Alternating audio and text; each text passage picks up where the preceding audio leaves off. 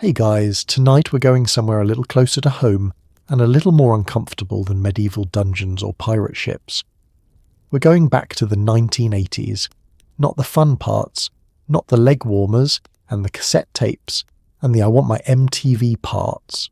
We're talking about what it was actually like to be a woman in 1980s America, the part nobody puts in the nostalgia reel.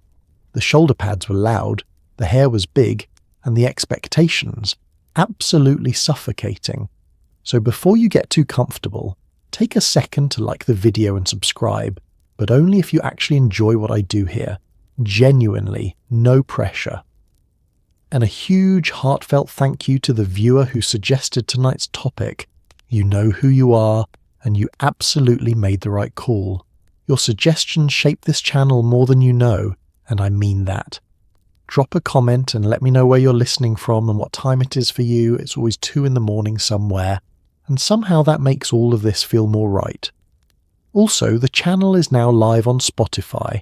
Link is in the description, so if you'd rather fall asleep through your earbuds while pretending to do something productive, that's an option now. Now, dim the lights, turn on a fan, pull whatever blanket is nearest to you and get horizontal. You've earned this. Let's get curious for a second. Have you ever wondered what it was actually like to be a woman in the 1980s? Did she have to smile through a performance review while her male colleague with half her qualifications got the promotion?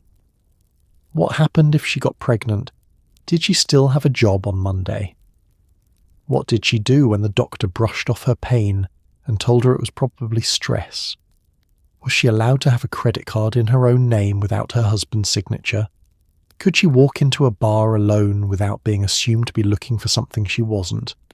Was the aerobics class freeing, or was it just another way someone found to tell her body wasn't quite right yet?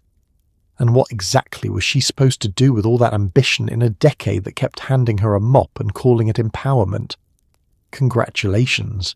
You've just woken up as a woman in 1982 America. You have a perm, a pantsuit your mother disapproves of, and a nagging suspicion that the world is not quite as progressive as the commercials are making it look. Good luck. You open your eyes. It's a Tuesday morning somewhere in Reagan's America, and before your feet even hit the linoleum, the day has already made a few decisions about you. Your worth is being quietly calculated by people who haven't met you yet, based on what you look like, whether you smile enough, whether you seem too aggressive or not assertive enough, and crucially, whether you appear to be the kind of woman who might one day inconveniently need maternity leave. The alarm goes off and you already owe the world a performance. No, pressure, just the rest of your life. You get dressed. This is already a negotiation. The pantsuit says serious, but maybe too serious. Maybe you'll be called aggressive in the 11 o'clock meeting. The skirt says approachable, but approachable has a way of being confused with available, and you don't have the energy for that today. You stand in front of the mirror doing a calculation that has no correct answer, which is really the defining feature of being a woman in the 1980s. It's not that the rules are unfair, it's that the rules contradict each other, and nobody told you which one to follow first. Breakfast is fast. Coffee, maybe a piece of toast. Possibly nothing, because somewhere between the beauty magazines and the diet culture that has colonized every flat surface in your home, eating breakfast has started to feel like a moral position you haven't fully decided on yet. Your mother ate breakfast. Your mother also wasn't working full-time, running a household, and trying to figure out whether her performance review last Thursday was a genuine assessment or a polite way of telling her to smile more. You leave the house. Outside, the 1980s greet you with their particular brand of contradiction. A decade that is simultaneously telling women they can do anything and quietly making sure that doing anything costs significantly more than it cost a man. The decade has slogans. It has shoulder pads and power suits, and the word empowerment showing up in advertisements for everything from hairspray to mutual funds. What it does not have, in any reliable quantity, is structural support. The infrastructure, childcare, equal pay, legal protection from harassment, healthcare that takes your symptoms seriously, is either absent, inadequate, or filed under someone else's problem. At work, you will be competent. You're always competent.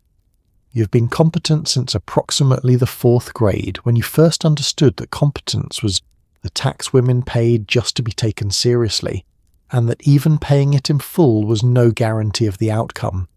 Your male colleague, who started the same month you did, and whose work product you have quietly been improving for 2 years, will be called ambitious. You will be called a lot of things, but ambitious usually isn't one of them, not as a compliment anyway.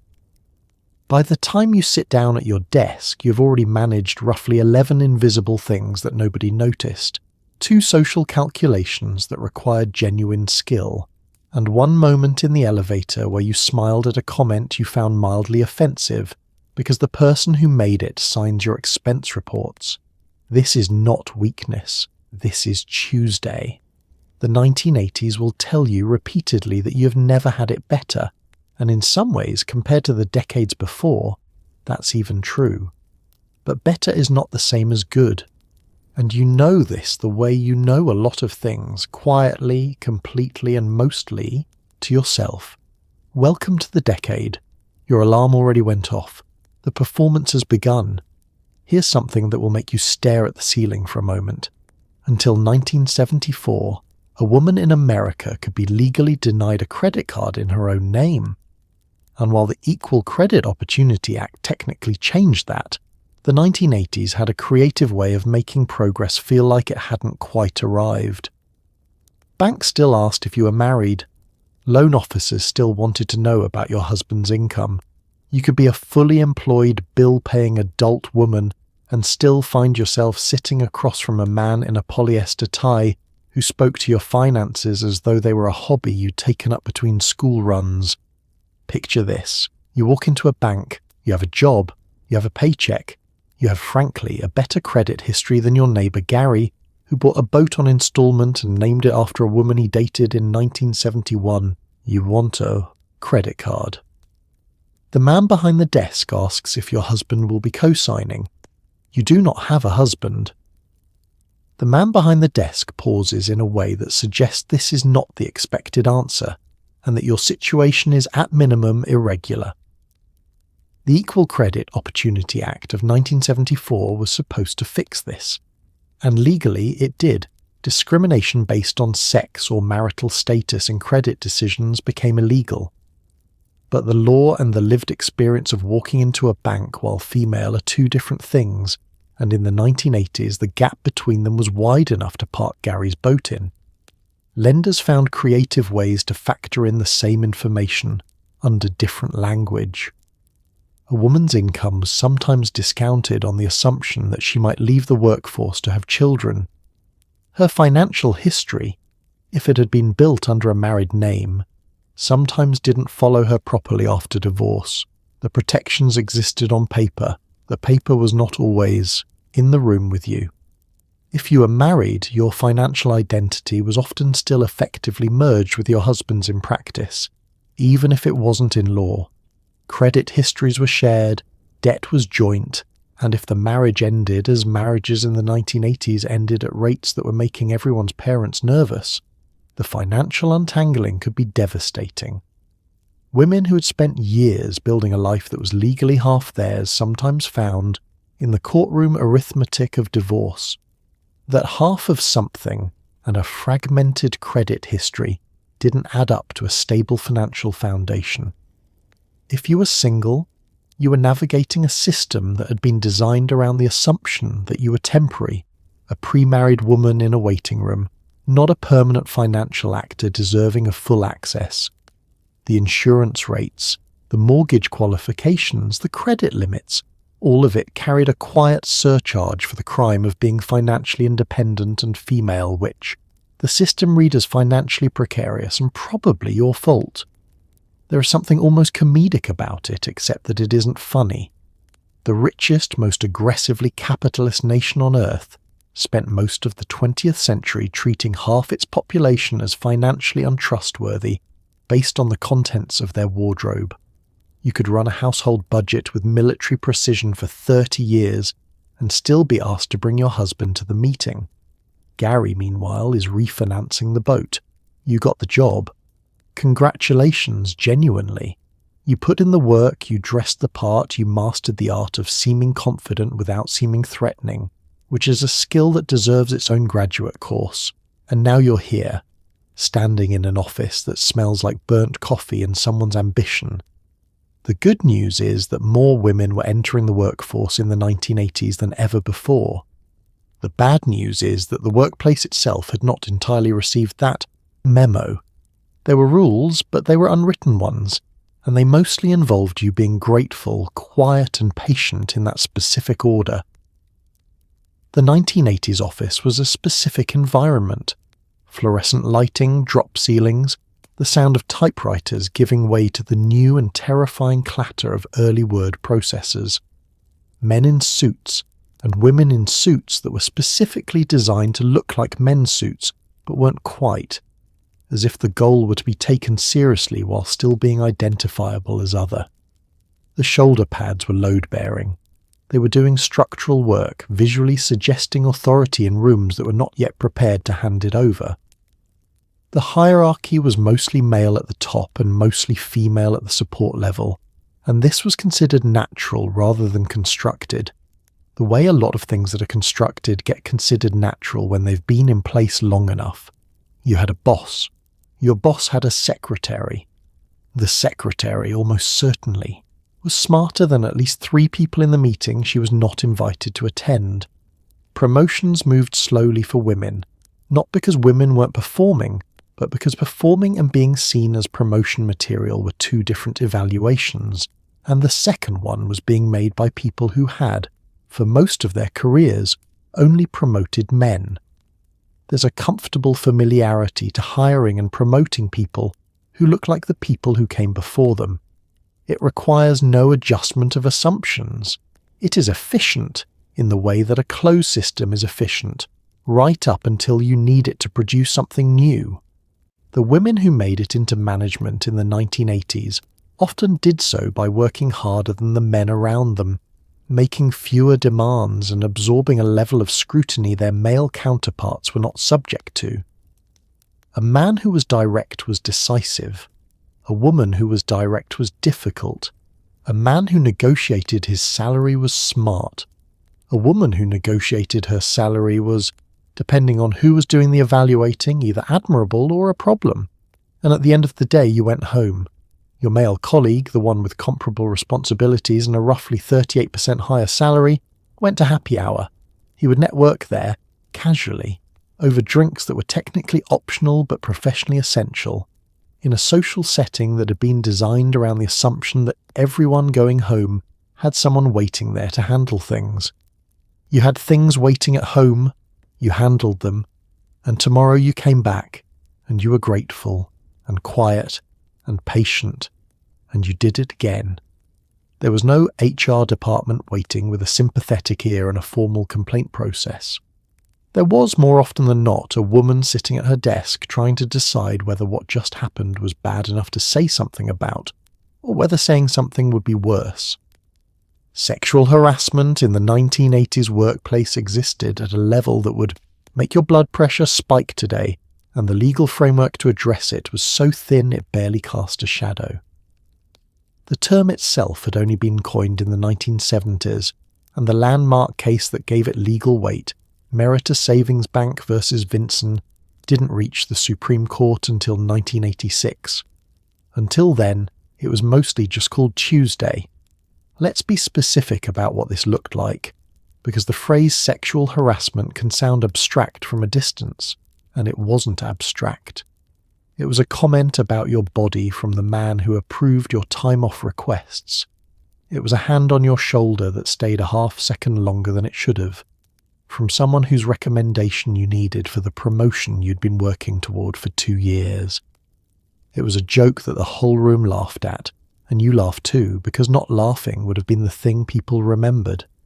It was an environment, not just a series of incidents, a thermostat that had been set by someone else, in a room you had to work in regardless. Women in the 1980s workplace became expert at a very particular kind of navigation, the constant low-level management of other people's behaviour toward them, while simultaneously appearing not to be managing anything at all. You deflected without seeming cold. You redirected without seeming difficult. You kept the relationship functional while communicating, through tone and posture and careful word choice, that a line existed, knowing that the line was only as good as the other person's willingness to notice it. Reporting it was, for most women in most workplaces, not a realistic option.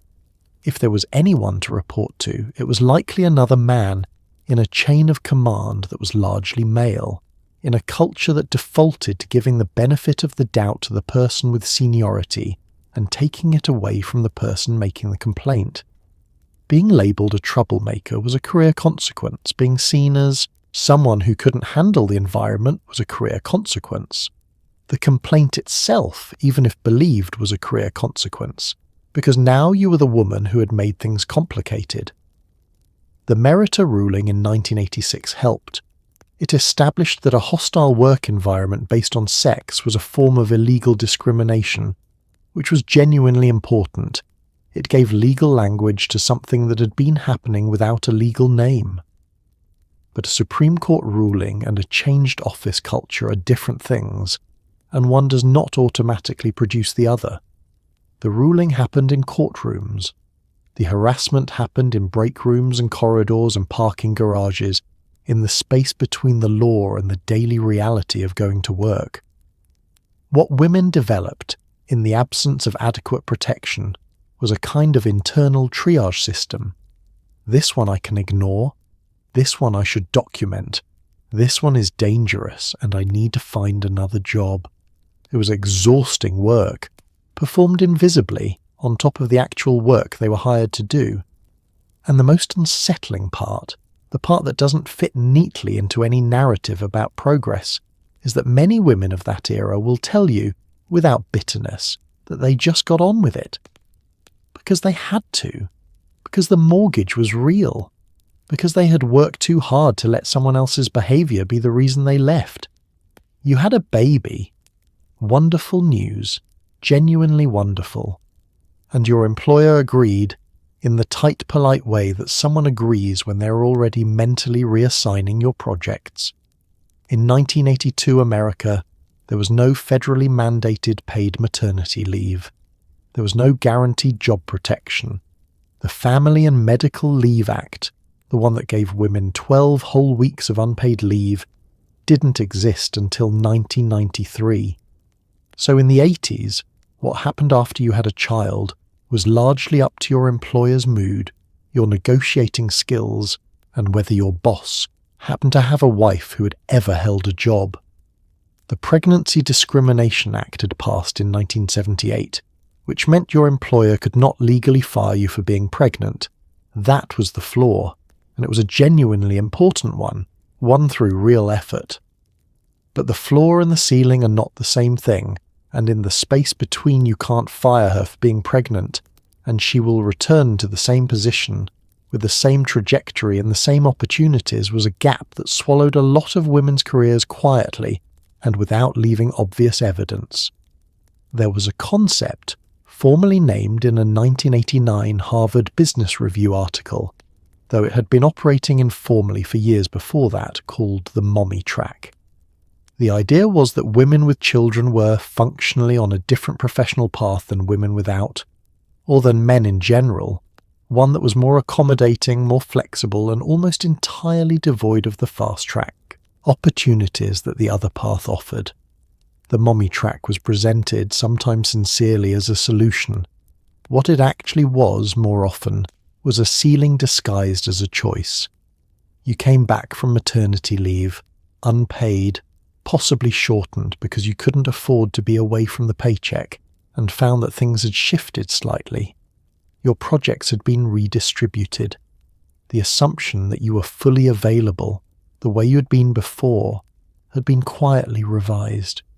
You were still valued, people made sure to say that, but the particular kind of value that comes with the most visible assignments and the clearest path to the next level had somehow moved sideways during your absence. Women who took any significant maternity leave reported wage penalties that compounded over time, not in a dramatic, traceable way, but in the accumulation of missed opportunities, of being passed over once and then again, of the momentum that a career requires and that an interruption, however brief, disrupts in ways that take years to recover from. For women who had multiple children, the math got progressively harder. The alternatives weren't better. Women who returned to work quickly, who minimised their maternity leave and demonstrated their commitment by being visibly, immediately back, sometimes found themselves criticised from the other direction, not dedicated enough to their family, making choices that would affect their children, setting an example that made other women look bad. You could be too much of a mother or not enough of one, and the professional world was perfectly happy to have opinions about which you were. The baby was real, the love was real, the exhaustion was real, and the career penalty was for many women just as real as all of it. The Equal Pay Act had been on the books since 1963. By the 1980s, women were still earning somewhere around 62 cents for every dollar a man made doing the same job. 62 cents. You could do the math during your lunch break, which, unlike your male colleagues, probably didn't involve a client and an expense account. The gap wasn't subtle and it wasn't hidden. It was just accepted, explained away with a rotating cast of justifications that all somehow ended with the conclusion that this was simply how things were. And if you'd like to discuss it further, there's a very long line. The explanations were always interesting. Women choose lower-paying fields, went one. Women work fewer hours on average, went another. Women leave the workforce for family responsibilities, went a third. And there was truth in some of the data behind these arguments, structural truths about an economy that had been designed around male workers, that had historically concentrated women in lower-paying roles, that punished career interruptions for childbearing in ways it didn't punish anything equivalent for men. But pointing that out made people uncomfortable, because it suggested the solution wasn't women should make different choices, but rather the structure needs to change, which is a much more expensive and inconvenient conclusion.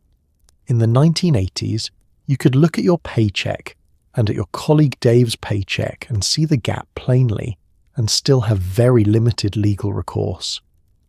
The Equal Pay Act required equal pay for equal work, but proving equal work was complicated, and employers had discretionary tools, seniority systems, merit-based pay structures, catch-all categories of any factor other than sex that could make a discriminatory wage difference look, on paper, like the product of neutral criteria.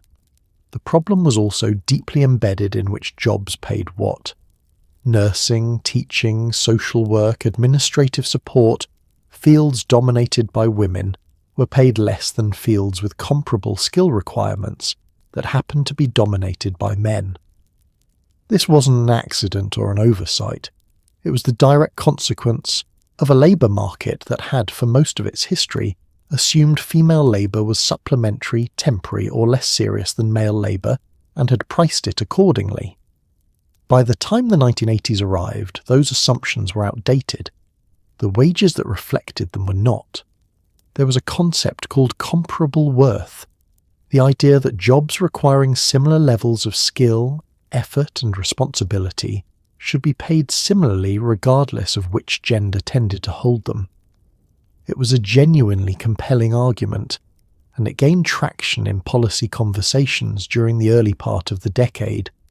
It also generated fierce opposition, because restructuring wages across entire sectors of the economy was not a small project, and the people with the most to gain were not, in most cases, the people making the decisions. Some states moved forward with comparable worth adjustments for public employees.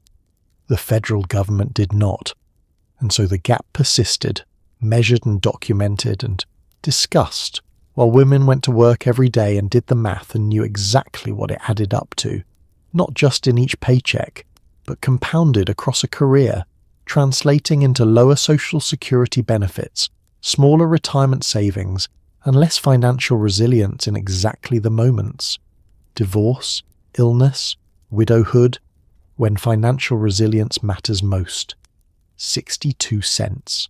Every dollar. Every day. The math was always right there.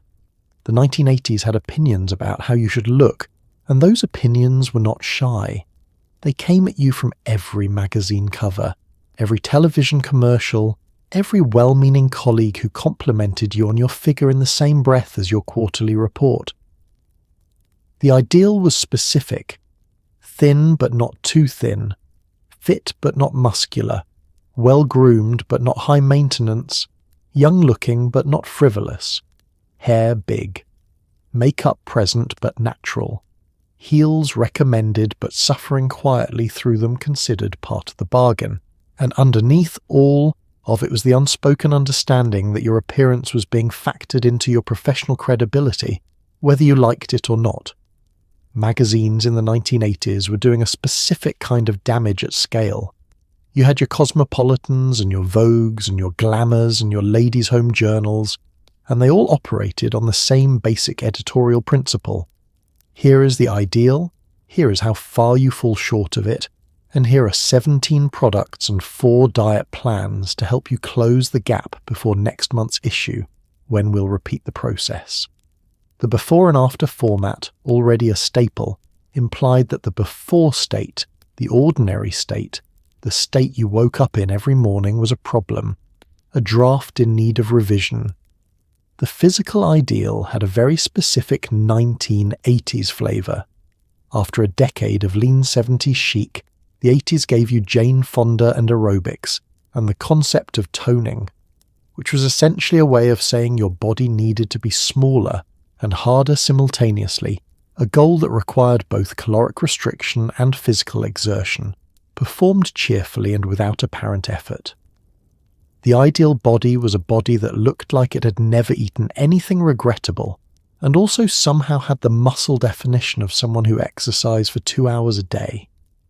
These goals were not incompatible technically.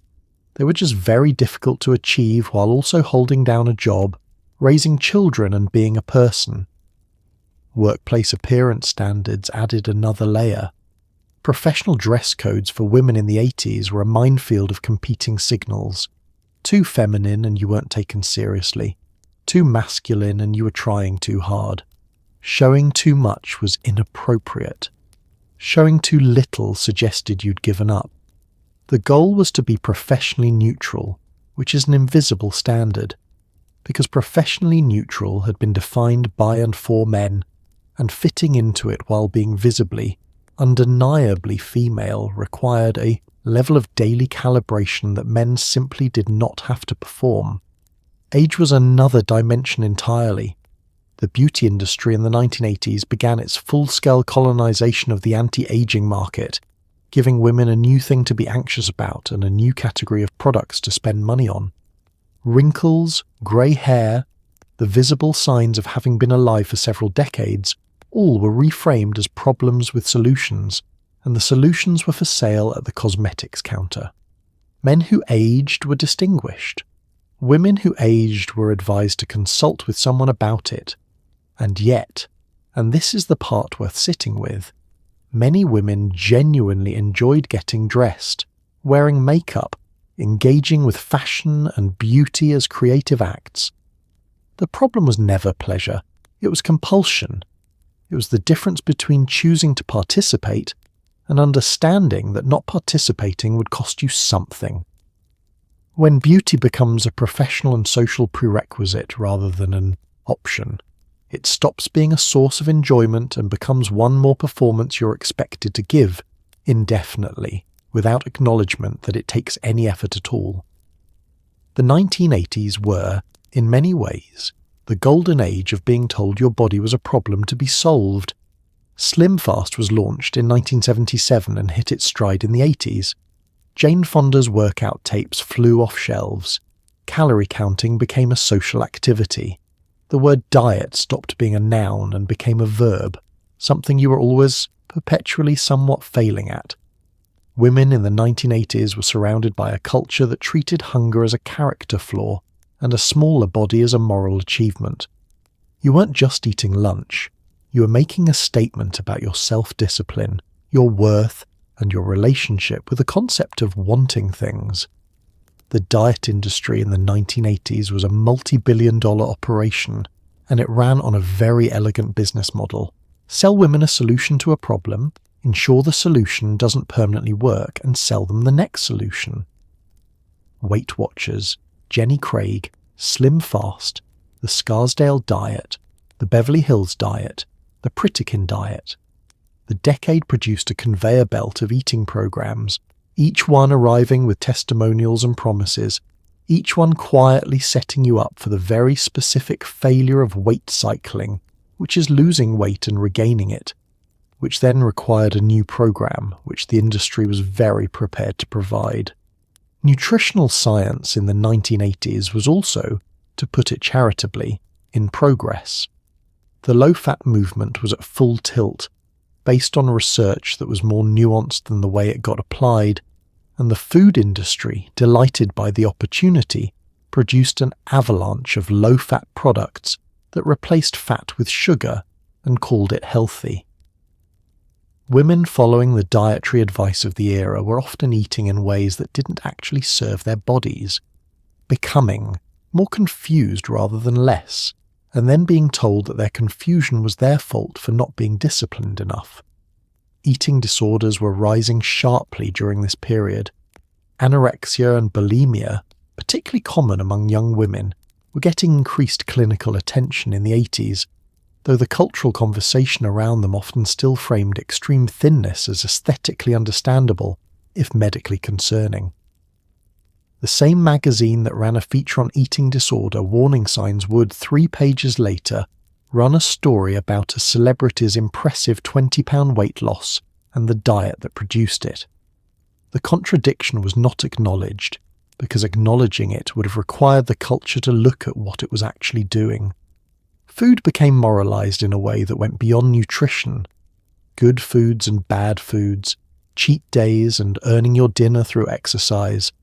The language of dieting was the language of guilt and penance, borrowed directly from its religious framework and applied to the act of eating a piece of bread. Women talked about food the way people talk about something they're trying to resist, a temptation rather than a pleasure, a negotiation rather than a meal.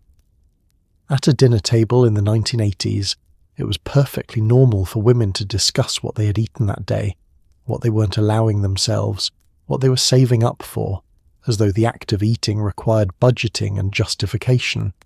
Men at the same table mostly just ate. That difference, unremarkable at the time, quietly revealing in retrospect, says something about what the decade decided women's bodies were for and who had the right to have opinions about them. You were what you weighed, you were whether you resisted, and the resisting was never ever finished. The aerobics boom of the 1980s arrived dressed in neon spandex and told women it was liberation. And for some, it genuinely was. Movement, sweat, community, women, taking up space in a room and using their bodies with joy. But the other half of the story was that the fitness industry had discovered something extremely profitable. Women who felt bad about themselves. Gyms, tapes, supplements and workout gear all leaned hard into the idea that your body was a renovation project. You weren't exercising for health or happiness. You were exercising to earn the right to exist comfortably in your skin. There's a difference, and the 80s made sure you knew which one the marketing was about. Jane Fonda launched her first workout video in 1982. It sold 17 million copies. 17 million. To put that in perspective, that is roughly the population of the Netherlands all collectively deciding to follow a woman in leg warmers through a series of exercises designed to, as the cover copy enthusiastically suggested, help you get the body you've always wanted. The implicit message in the body you've always wanted is that the body you currently have is not the one you want. The workout tape was the product.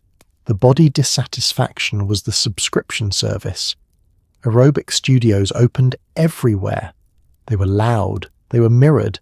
and they were almost exclusively attended by women in outfits that the decade had decided were simultaneously athletic and visually appealing, which is a combination that tells you something about who the aesthetic was designed for. The leotard and leggings ensemble was functional, technically. It was also extremely form-revealing, which sat a little awkwardly alongside the idea that women were there to exercise rather than to be evaluated. But the 80s didn't spend a lot of time on that particular tension. The instructor at the front of the class was, almost without exception, thin, very thin, in the way that communicated aspiration rather than health. A body that said this is what sufficient discipline produces, and also implied that your current body was evidence of insufficient discipline. The classes had names like body sculpting and tone and firm and shape up, all of which locate the problem firmly in the body as it exists and the solution firmly in the class you're paying for. Nobody called it cardiovascular health or stress reduction. The product being sold was a different body. Your body was the raw material. The irony is that exercise, actual, regular, vigorous physical movement, is genuinely good for you. Women who found community and strength and physical joy in the aerobics rooms of the 1980s received something real. The human body responds to movement with benefits that go well beyond appearance. But those benefits were not what the marketing was about. The marketing was about thighs. The marketing was always, in the 80s, about thighs and what could be done about them. What the fitness industry found in the 1980s, and what it has been building on ever since, is that combining a legitimate good thing with a manufactured anxiety about the body creates an extremely durable revenue stream. You can keep selling the solution indefinitely because the standard it's measured against keeps moving. You get fit, and the ideal gets slightly more specific. You tone, and the definition of toned gets revised. The goalposts don't stay put, which means the aerobics tape, like the diet plan before it, is never quite the last one you'll need. Brilliant business model, exhausting life. Roe versus Wade had been decided in 1973, which meant that by the 1980s, the right to abortion was the law of the land, technically. In practice, access varied wildly depending on where you lived, how much money you had, and how far you were willing to travel. The Reagan administration came into office with a firmly anti-abortion platform and spent the decade chipping away at funding and access wherever federal power allowed. Clinics faced protests, funding was cut under the Mexico City policy, and the Hyde Amendment blocked Medicaid coverage for abortion services. Reproductive rights existed on paper in the 80s. Getting to them was another matter entirely. The Hyde Amendment had been passed in 1976, 3 years after Roe, and it did something specific and consequential. It prohibited the use of federal Medicaid funds to cover abortion services except in the most narrowly defined circumstances. What this meant in practical terms was that the right established in Roe was effectively available to women who could pay for it privately, and significantly less available to women who couldn't. Reproductive rights, like so many rights in America, came with an unofficial income requirement. The decision was legal. The access was not equal. Clinics providing abortion services in the 1980s operated in a climate of escalating harassment. Anti-abortion activism, energized by the alignment between the religious right and the Reagan administration, became increasingly organized and confrontational during the decade. Clinic blockades, protests outside facilities, harassment of staff and patients, the physical act of accessing legal health care required running a gauntlet that had nothing to do with medicine and everything to do with intimidation.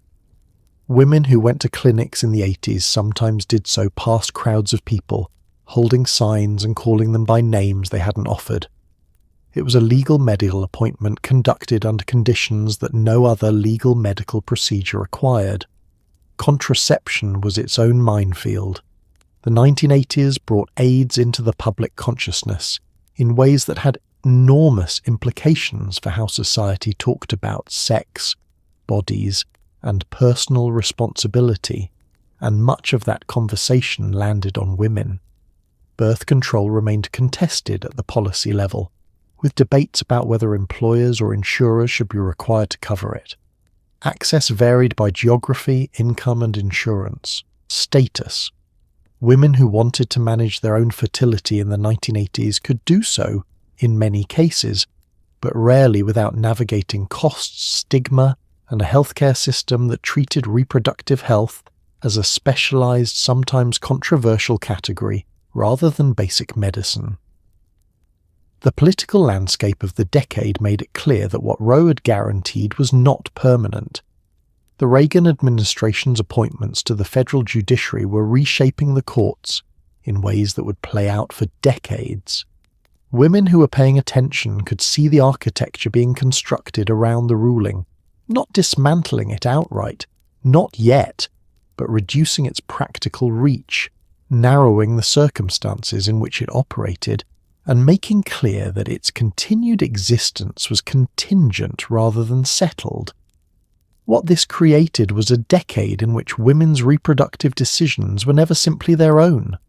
They were political, they were contested, they were subject to the opinions of legislators and religious organizations and protesters and policymakers in ways that no other medical decision was. The decision about whether to continue a pregnancy, one of the most personal decisions a human being can make, was conducted in 1980s America under conditions of ongoing public argument about whether the decision itself should be permitted.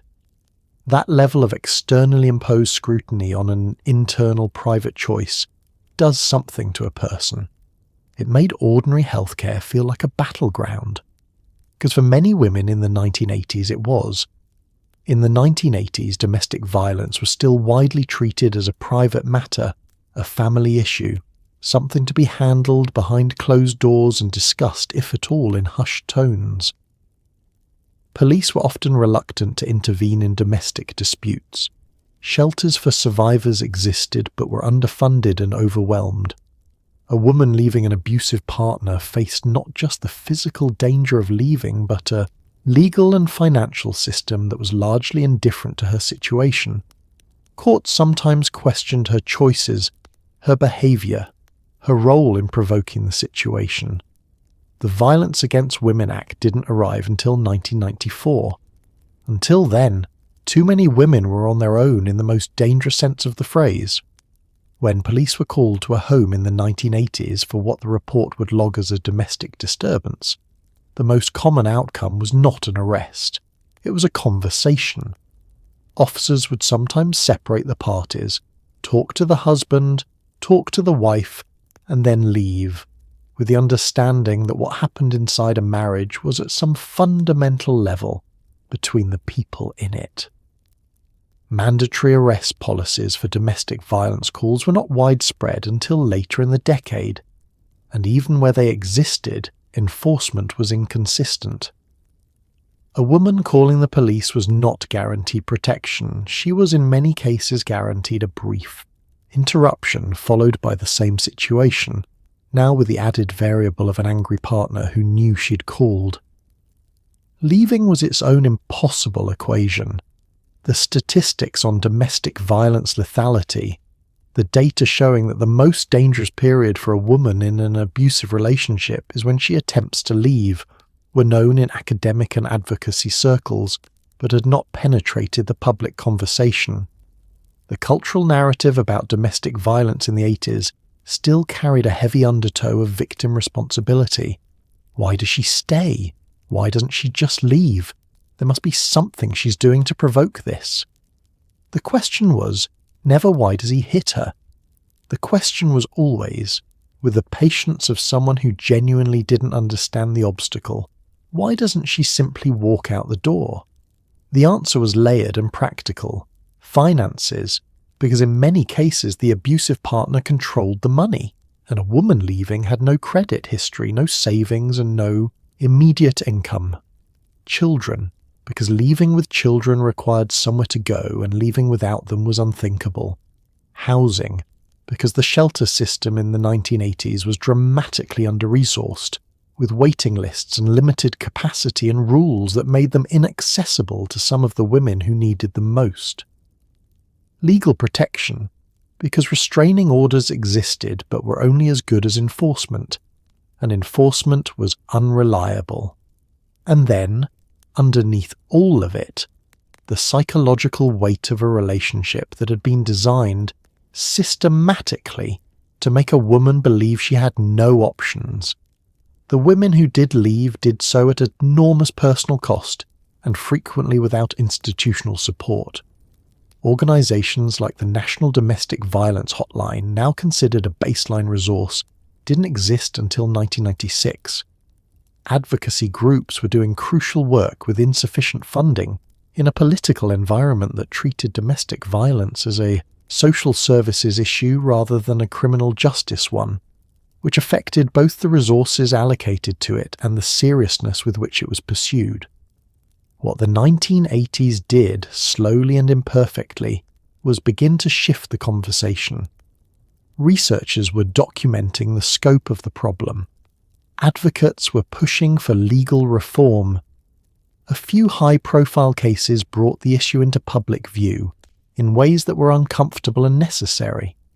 The shift was real, but it was grinding and partial, and in the meantime, every night in every city in America, women were making calculations about their safety in their own homes that they shouldn't have had to make at all. If you walked into a doctor's office in 1985 with chest pain, you might be told it was anxiety. If you reported chronic pain, you might be handed a pamphlet about stress management. If you pushed back, you might be quietly labelled as difficult. For decades, medical research had been conducted largely on male subjects, sometimes literally only on men, and the results were applied to women with the confident assumption that human bodies worked more or less the same way regardless of sex. They do not. The consequences of this gap played out every day in examination rooms across America, where women's symptoms were minimized, misdiagnosed, or reframed as emotional rather than physical. The research problem was structural and had been accumulating for decades before the 1980s made it impossible to continue ignoring. Clinical trials, the studies that establish how drugs work, what dosages are effective, what side effects to expect, had historically excluded women, partly out of a misguided concern about protecting women of childbearing age from experimental treatments, and partly out of the simpler assumption that male physiology was the default, and female physiology was a variation that could be extrapolated from it later. It could not. But that conclusion took a long time to arrive in policy. Heart disease is the example that makes the clearest case. For most of the 20th century, heart disease was understood as a male condition, the stress-driven, middle-aged man clutching his chest version that had been documented extensively in male research populations. Women got heart disease too. In large numbers, it is and was the leading cause of death for women in America, but their symptoms frequently presented differently. No dramatic chest clutching. Instead, jaw pain, nausea, fatigue, shortness of breath, a vague sense of wrongness that a doctor with a male-centered diagnostic framework might very reasonably interpret as anxiety or indigestion. Women having heart attacks were sent home. Some of them did not come back. The pain problem extended far beyond cardiology. Women reporting pain to their doctors in the 1980s were, research has since confirmed, less likely to receive adequate pain management than men reporting comparable levels of pain. The reasons for this are multiple and unpleasant. An old and persistent cultural narrative about women being emotionally expressive and therefore unreliable reporters of physical experience, a tendency to attribute women's physical symptoms to psychological causes, and a medical training environment that had been built around male bodies and male presentations of illness, conditions that primarily or exclusively affect women, endometriosis, polycystic ovary syndrome, autoimmune disorders that disproportionately impact women were chronically under-researched and underdiagnosed. Women spent years, sometimes decades, being told their symptoms were normal, or stress-related, or simply part of being female, before receiving diagnoses that explained what had been happening in their bodies all along. The average diagnostic delay for endometriosis, a condition affecting roughly 1 in 10 women, was, and in many places remains, close to a decade. A decade of pain dismissed, while the research funding and clinical attention went elsewhere. In 1990, Congress mandated that the National Institutes of Health include women in clinical research, an acknowledgement that the gap was real and the consequences were serious. That mandate came at the end of a decade during which the consequences had been playing out, quietly and without accountability, in examination rooms across the country. The women who went to their doctors in the 1980s and were told their pain was psychological weren't imagining things. The system examining them simply wasn't built to find what was wrong. You worked a full day at the office, 8 hours, maybe 9 if you were proving something, which you often were. You came home, and then the second shift started. Dinner, dishes, homework help, laundry, school forms, permission slips, grocery lists, permission slips you already signed once but apparently needed to sign again. Sociologist Arlie Hochschild would put a name to this phenomenon in her 1989 book, aptly called The Second Shift. But women living it in the 80s didn't need a name. They just needed occasionally to sit down for 5 consecutive minutes without anyone asking them where something was. The data behind Hochschild's research was both unsurprising and somehow still startling when laid out plainly. Women who worked full-time outside the home were still performing the overwhelming majority of domestic labour inside it. Cooking, cleaning, childcare, household management, the invisible administrative work of running a family, keeping track of paediatric appointments, school events, social obligations, the emotional temperature of everyone in the house, landed disproportionately on women, regardless of their employment status. A woman could work 40 hours a week in an office and still come home to what amounted to a part-time job that started at 6 in the evening and had no defined end time. Hochschild calculated that women were working roughly 15 extra hours per week compared to their male partners when household labour was included. Over a year, that adds up to an extra month of 24-hour days, an extra month every year of labour that did not show up on any paycheck, that received no performance reviews, that generated no social security credits, and that was considered by the culture, by many of the people receiving it, simply what women did. Not work, just life. The division of labour inside the home in the 1980s was not primarily a result of individual male selfishness, though that existed too.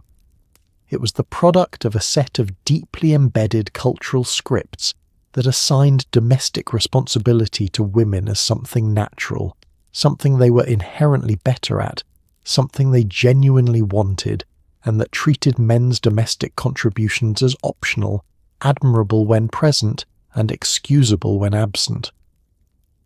A father who bathed his children on a weekday evening was, in 1983 America, possibly described as a wonderful father. A mother who did the same thing was just doing Tuesday. Women who raised this disparity with their partners were often met with genuine incomprehension, not always defensiveness, sometimes just a complete absence of the framework required to see the imbalance as an imbalance. If you've never had to track the inventory of the refrigerator or notice when someone's school shoes have been outgrown, the labour involved in tracking those things is invisible to you, and the invisibility was self-reinforcing. Because the work happened without being named or acknowledged, it could continue to happen without being shared. What the second shift cost women was not just time, it was the accumulated, compounding cost of never fully resting. Men who came home from work and sat down were recovering. Women who came home from work and started dinner were not. The The fatigue was chronic and specific, the kind that doesn't resolve with a weekend because the weekend has its own unpaid shift attached to it. And underneath the fatigue was something quieter, the knowledge that the effort was invisible, that it was expected, and that the expectation would be waiting again tomorrow morning, reset like an alarm that nobody else seemed to hear. The 1980s gave women a clear message. You can absolutely have a career and a family. Wonderful. Here is no federal childcare infrastructure, no subsidized daycare, and a patchwork of private options ranging from expensive to unaffordable. The childcare crisis of the 80s was real, grinding, and disproportionately landed on women who were simultaneously being celebrated for having it all, and quietly expected to figure out the logistics of all entirely on their own. The waiting lists were long, the costs were high, and the guilt about whichever choice you made was entirely complimentary and available at all hours. Daycare in the 1980s, where it existed, was a private market solution to what was fundamentally a public policy problem. Parents who could afford it paid for childcare that consumed a significant portion of a working woman's salary, in some cases, most of it, raising the question of whether the financial case for working at all was sound. A calculation that conveniently made women's labour seem optional, just when they were fighting hardest to be taken seriously as permanent workforce participants. Parents who couldn't afford quality care cobbled together arrangements. Neighbours, relatives, informal home daycares of variable safety and quality, split shifts with partners when the schedule allowed. The federal government had, in 1971, come within a presidential veto of establishing a comprehensive national childcare program. The Comprehensive Child Development Act had passed both houses of Congress with bipartisan support before Richard Nixon vetoed it, describing it, in language that would be recycled for decades, as communal child-rearing and a threat to family values. The veto stuck. The infrastructure was never built, and by the 1980s, the absence of it was being felt most acutely by the women who had entered the workforce in numbers the economy hadn't prepared to accommodate. Quality childcare, licensed, regulated, staffed by trained providers, safe and stimulating for children, was in short supply and high demand. Waiting lists at reputable centres could stretch for years. A parent trying to secure a spot in a good daycare centre might place their name on a list while still pregnant, and still not reach the front of it before their child was old enough to start school. In the meantime, alternatives varied widely, and the variability itself was anxiety-inducing for parents who were leaving the people they loved most in the world with someone they had met twice. The childcare workers at the bottom of this system were and remain among the most poorly compensated workers in the American economy, a fact that is directly related to the work being associated with women, with care, and with a persistent cultural tendency to treat things women have historically done for free as things that don't require real wages when they are done professionally. Childcare workers in the 1980s were often paid poverty-level wages to perform work that required patience, skill, training, and genuine emotional labour. The irony was dense. Women who couldn't afford childcare were sometimes being cared for by women who couldn't afford not to work. For the mothers navigating all of this, the emotional cost ran alongside the logistical one. The cultural conversation around working mothers in the 1980s was thick with judgment flowing in both directions. You were abandoning your children if you worked, and wasting your potential if you didn't. There was no configuration that escaped commentary. The guilt was baked in, available regardless of which choice you made, because the choice had been framed as a moral one when it was actually, for most women, a financial one. You needed the income. The childcare cost most of it. The system called this a personal decision and moved on. Somewhere around 1982, a phrase entered the cultural conversation that would haunt working women for the rest of the century: having it all. It arrived in a blaze of magazine covers and empowerment rhetoric, suggesting that the modern woman could and should manage a thriving career, a happy marriage, a perfectly raised family, and an immaculate home, ideally while also being attractive, calm, and grateful. It was sold as progress.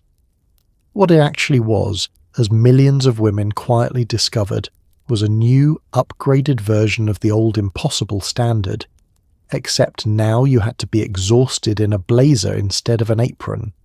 The phrase is most closely associated with a 1982 book by Helen Gurley Brown, editor of Cosmopolitan, who argued that women could have careers, marriage, and fulfillment without having to choose between them. The argument was genuinely well-intentioned and, in a specific context, liberating, a pushback against the idea that a woman had to sacrifice ambition for family or family for ambition. The problem was the all part. All, as a standard, is not compatible with being human. All requires no trade-offs, no limitations, no bad days, no choosing one thing over another because there are only 24 hours and you need to sleep in some of them. What having it all functioned as in practice was a new performance standard that absorbed the previous one rather than replacing it. The old standard said, be a good wife and mother and homemaker. The new standard said, be a good wife and mother and homemaker, and also have a successful career, and also maintain your appearance, and also be emotionally available, and also be interesting, and also be grateful for all of it. The old standard was a weight. The new standard was the old weight with a briefcase. Men were not asked whether they were having it all. The question did not arise. A man who had a career and a family was not navigating a cultural debate about whether his choices were sustainable or his presence adequate. He was just living his life, and the infrastructure of that life, the meals, the appointments, the remembered details, the emotional management of the household, was being provided by someone else, invisibly, as a matter of course. Having it all was never posed as a male question because men had been having it all, in the relevant sense, for generations. The question was only a question for women because for women it was genuinely new and genuinely hard. The women who couldn't make the formula work, whose careers stalled after children, whose marriages frayed under the pressure of competing responsibilities, who were simply too tired to be everything the standard required, were quietly held responsible for their own failure to achieve something that had never been structurally supported. The system didn't fail them. They failed the system. They hadn't been disciplined enough, organised enough, willing enough to sacrifice sleep or ambition or presence in the right ratios. The answer was always personal. It was never the impossible standard itself. By the end of the decade, some of the women who had embraced the concept most publicly were beginning to revise their positions. The cracks in the having it all framework were visible in the exhaustion statistics, in the rising rates of stress-related illness in working women, in the quiet conversations at kitchen tables about what it was actually like versus what it was supposed to look like. Progress had happened, real, meaningful, hard-won progress. But the standard that arrived to greet it had been set just high enough to ensure that reaching it was always one more effort away. Getting divorced in the 1980s was, for many women, the beginning of a financial crisis that the culture hadn't bothered to plan for. No-fault divorce had spread across most states, which was genuinely liberating, but the economic reality that followed often wasn't. Women who had spent years out of the workforce or working part-time around family responsibilities suddenly found themselves with limited earning power, inadequate alimony, and children to support. Studies from the period showed that women's standard of living dropped significantly after divorce while men's often rose. The law had caught up to equality in some ways. The economy and the decades of interrupted careers had not. No-fault divorce, the legal ability to end a marriage without proving wrongdoing on either side, was a genuine reform, and it arrived state by state through the 1970s and 80s. Before no fault, leaving a bad marriage could require proving abuse or adultery in court, a process that was humiliating, adversarial, and sometimes simply not possible. No fault removed that barrier and gave women in many cases, an exit that didn't require them to publicly catalogue their suffering in front of a judge.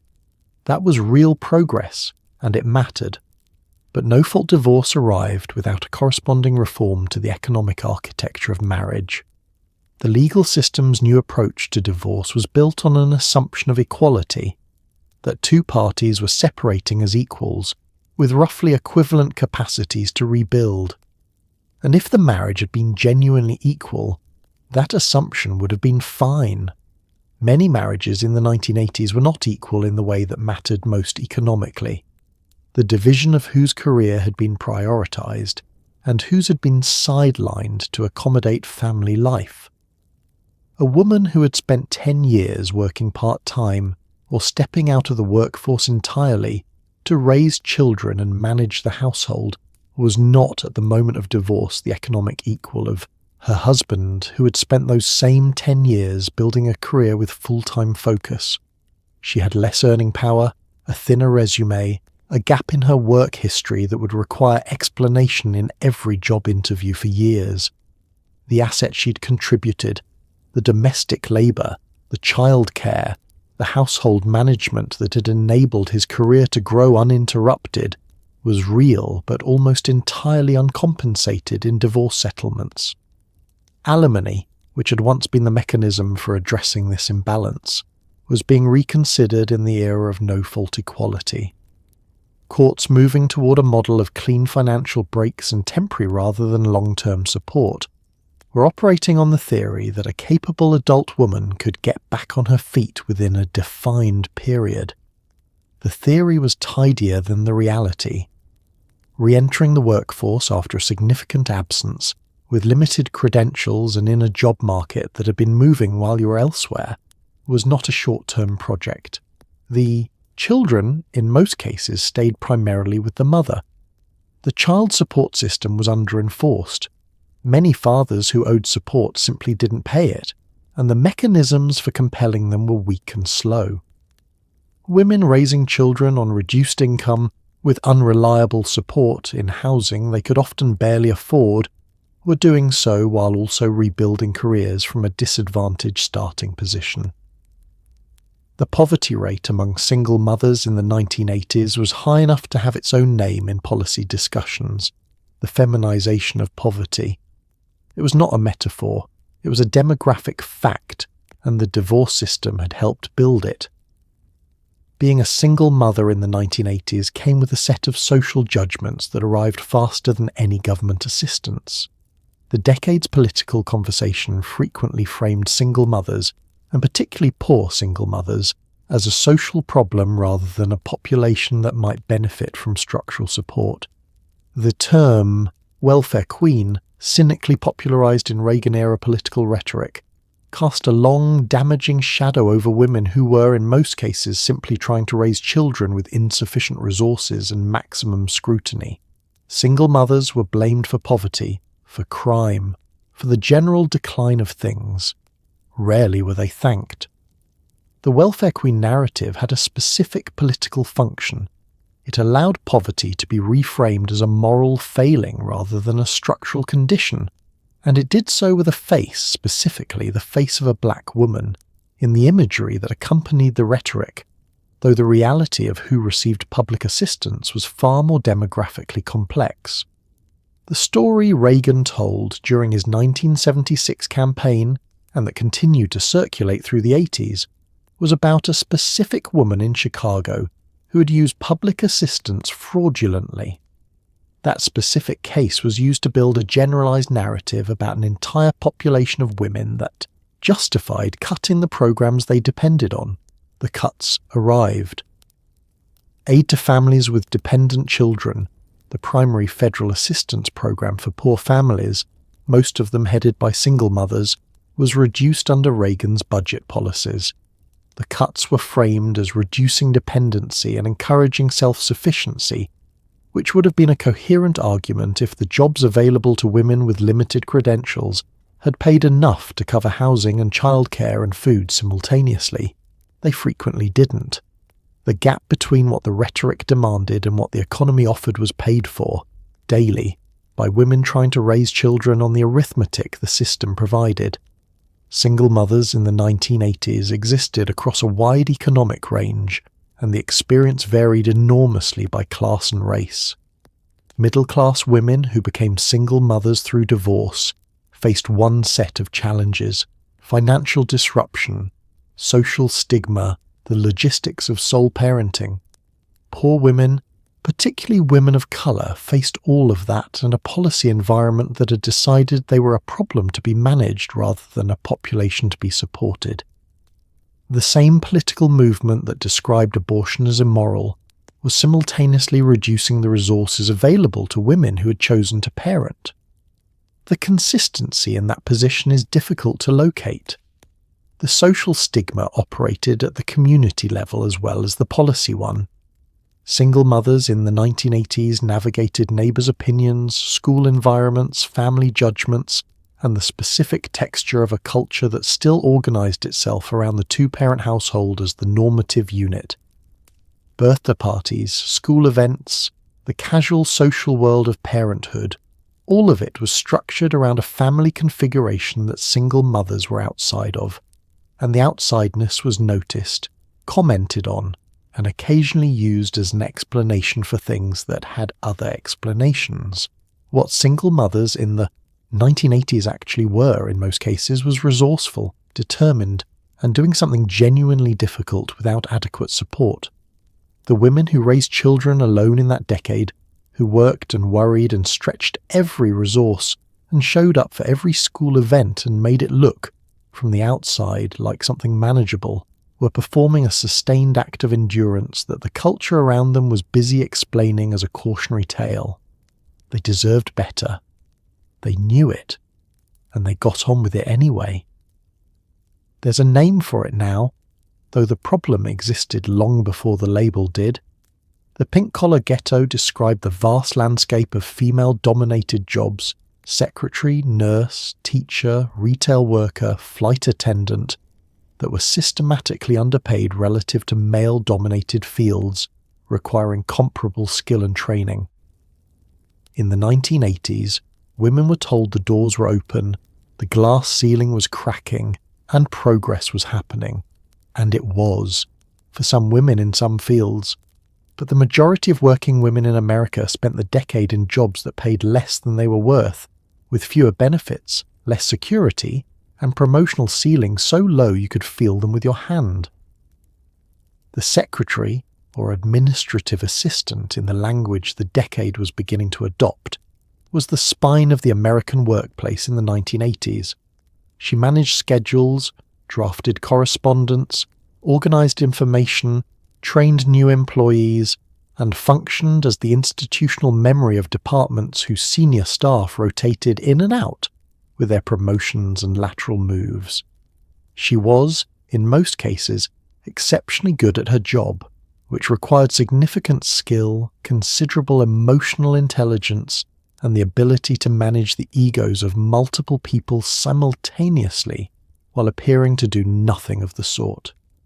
She was paid accordingly poorly for it, because the job was women's work, which meant it carried women's wages, which meant it existed in the circular logic that devalued it precisely because women were the ones doing it. Nursing is the comparable worth argument made visible.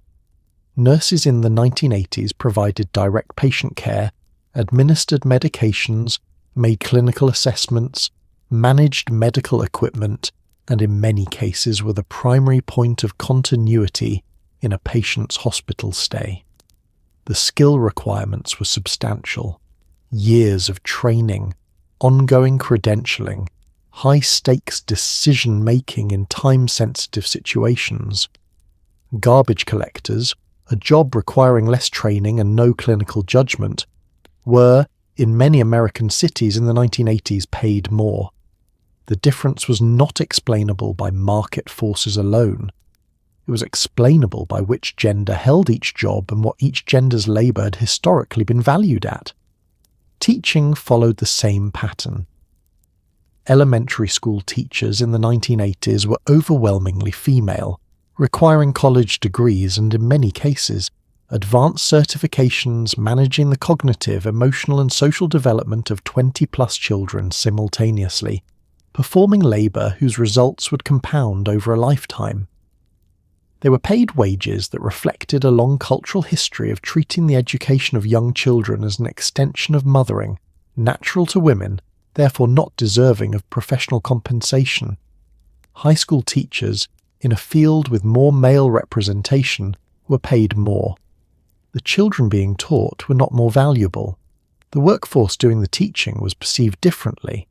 Flight attendants had spent the 1970s fighting, literally in court, against policies that required them to be unmarried within certain weight limits and of a specific age range, as though the job were a modelling contract rather than an emergency safety role. They won those battles, largely. The work was still low paid, still disproportionately female, still evaluated in ways that mixed. Professional performance with personal appearance in a ratio that would have been considered outrageous in any male-dominated field. What connected all of these jobs was not their content or their skill requirements, but their history, a history of being performed by women, being compensated at female rates, and being considered natural expressions of feminine capability rather than professional labour deserving of professional wages. The pink collar was not a design feature of the economy. It was a decision made over time, repeated until it looked inevitable. And the women wearing it in the 1980s knew exactly what it cost them, even if the culture hadn't quite decided to agree. When AIDS emerged in the early 1980s, the public narrative centred almost entirely on gay men, and the suffering of that community was real, devastating, and criminally ignored by the federal government. But women were getting sick too, and for years the medical establishment failed to recognise, categorise or adequately study AIDS in women. Female-specific symptoms were not included in the official CDC definition of AIDS until 1993, which meant that women who were sick were dying without being diagnosed, without accessing treatment, and without being counted in the statistics that shape the public health response. The CDC definition of AIDS in the early years of the epidemic was built around the disease as it presented in gay men and intravenous drug users, the populations where it had first been identified and most extensively studied. Women who were infected presented with different opportunistic infections, different patterns of immune system decline, different clinical pictures that the existing diagnostic framework simply didn't have the vocabulary to capture. A woman who was HIV positive and developing cervical cancer, a condition now understood to be strongly associated with HIV infection in women, was not counted in the AIDS statistics. She was sick and progressing and dying, and she was not in the official numbers. This was not a minor bureaucratic distinction. The CDC definition governed access to disability benefits, to clinical trials, to treatment programs, and to the data that shaped the public health response. Women who did not meet the male-centered definition could not access the disability benefits they needed because they could not be officially diagnosed with the disease they had. They were excluded from clinical trials because the trials were designed around the male presentation of the disease. They were invisible in the statistics, which meant they were invisible in the policy response, which meant the resources and attention went elsewhere. By the time the definition was expanded in 1993, an unknown number of women had died without a diagnosis that matched what was actually killing them. The transmission narratives of the early AIDS crisis were also heavily shaped by male experience. The emphasis on sexual transmission between men and on needle sharing left heterosexual transmission, the primary route for most women globally, underemphasized in public health messaging. Women who were infected through heterosexual sex with male partners, some of whom did not know they were positive, were not the face of the epidemic that the media was constructing. The face of the epidemic was male.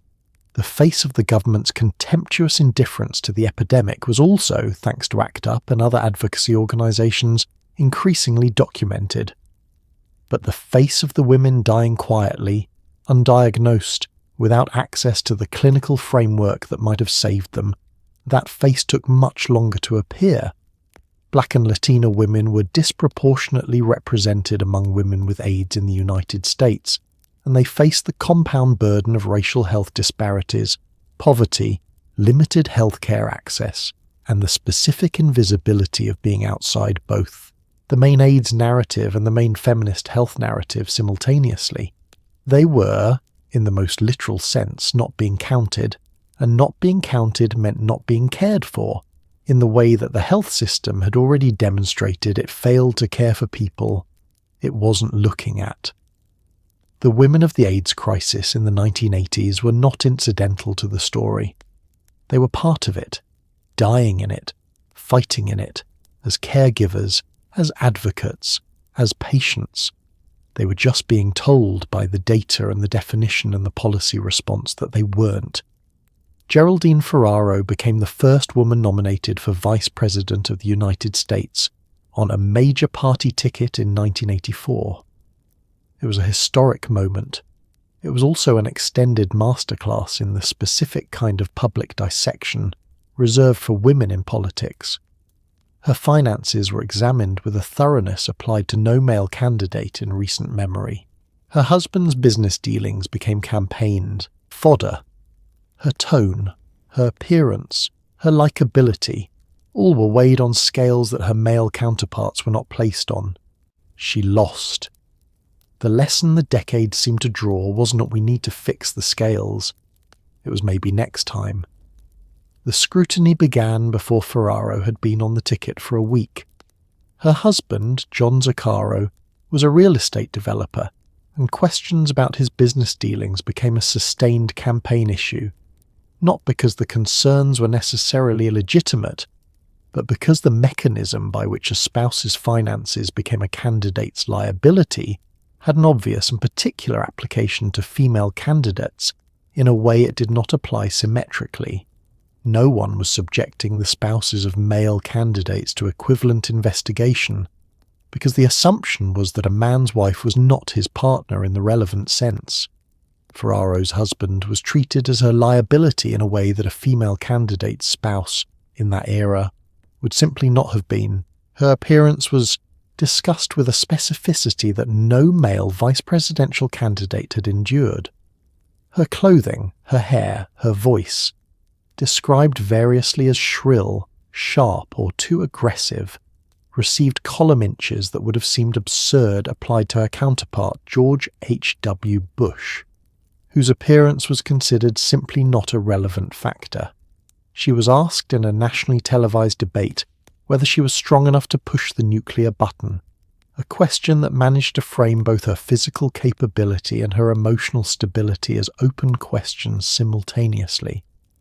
Bush, standing beside her, was not asked an equivalent question about his emotional readiness. The experience was not unique to Ferraro. Women who ran for office at any level in the 1980s navigated a political environment that treated their presence as inherently noteworthy and their qualifications as perpetually provisional.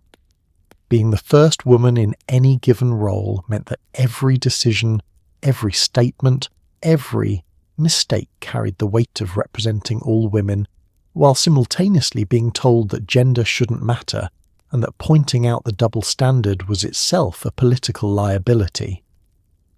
The trap was elegant in its construction. The scrutiny was real. The complaint about the scrutiny made you look weak, and looking weak was disqualifying. Sandra Day O'Connor, confirmed to the Supreme Court in 1981, navigated a version of this in the judicial sphere.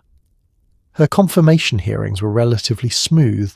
Reagan had nominated her, which gave her significant political cover, but her subsequent career on the bench was conducted under a level of gender-related commentary that her male colleagues did not experience. Every decision was filtered through the question of what it meant that a woman had made it. Her identity was perpetually part of the analysis, in a way that Rehnquist's or Scalia's identity as men was simply not. Women in politics in the 1980s were proving something with every public appearance, proving they belonged, proving they were capable, proving the category was real. It was exhausting, ongoing, and entirely one-directional. No male politician was proving anything about his gender. He was just doing his job. The women were doing their jobs and also providing evidence for a case that, remarkably, was still considered open. She woke up early, worked late, exercised at lunch, cooked dinner from scratch, attended school events, kept the house presentable, maintained a social life, remembered everyone's birthday, and never, not once, appeared to be struggling. She was the Superwoman, and she was everywhere in 1980s popular culture, in advertisements, in self-help books, in the smiling faces of women's magazine covers. She was aspirational. She was also fictional. The real women behind the image were frequently running on fumes, skipping meals, and lying awake at 3 a.m. wondering what they were, doing wrong since the woman on the magazine cover seemed to have figured something out that they couldn't quite locate. The Superwoman image had a specific visual grammar in the 1980s. She appeared in advertisements wearing a business suit, holding a briefcase while simultaneously cradling an infant and somehow also implying that dinner was either already in the oven or would be shortly. She was thin, she was composed, she was smiling the smile of someone who had genuinely sorted it all out. She was selling perfume, or life insurance, or the idea that modern womanhood was not a contradictory and exhausting proposition, but rather an opportunity to demonstrate your exceptional management capabilities across all domains of human existence simultaneously.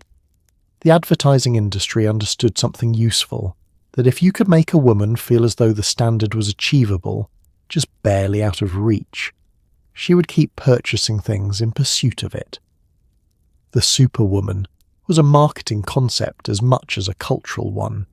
She sold productivity planners and vitamin supplements and time-saving appliances and self-help books about having it all of which implied that the gap between her and you was a matter of the right tools and the right attitude, rather than a matter of the standard itself being designed beyond human scale. The self-help industry of the 1980s was, in large part, a Superwoman delivery mechanism.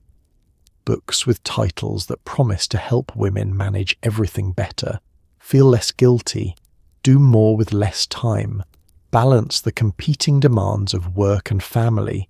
They sold in enormous quantities, which tells you something about the level of distress they were addressing. The books were largely well-intentioned. They were also implicitly accepting the premise that the demands placed on women were reasonable, and the problem was individual rather than structural. The solution was always personal optimization. It was never a shorter workday or affordable childcare or a husband who did his half. Women who couldn't perform the Superwoman role, who were visibly tired, who let something slip, who admitted to struggling, experienced a specific kind of social penalty. The failure was personal. You hadn't organized your time correctly. You hadn't found the right system. You had, in some way that was yours alone to account for, come up short on a standard that other women were apparently meeting.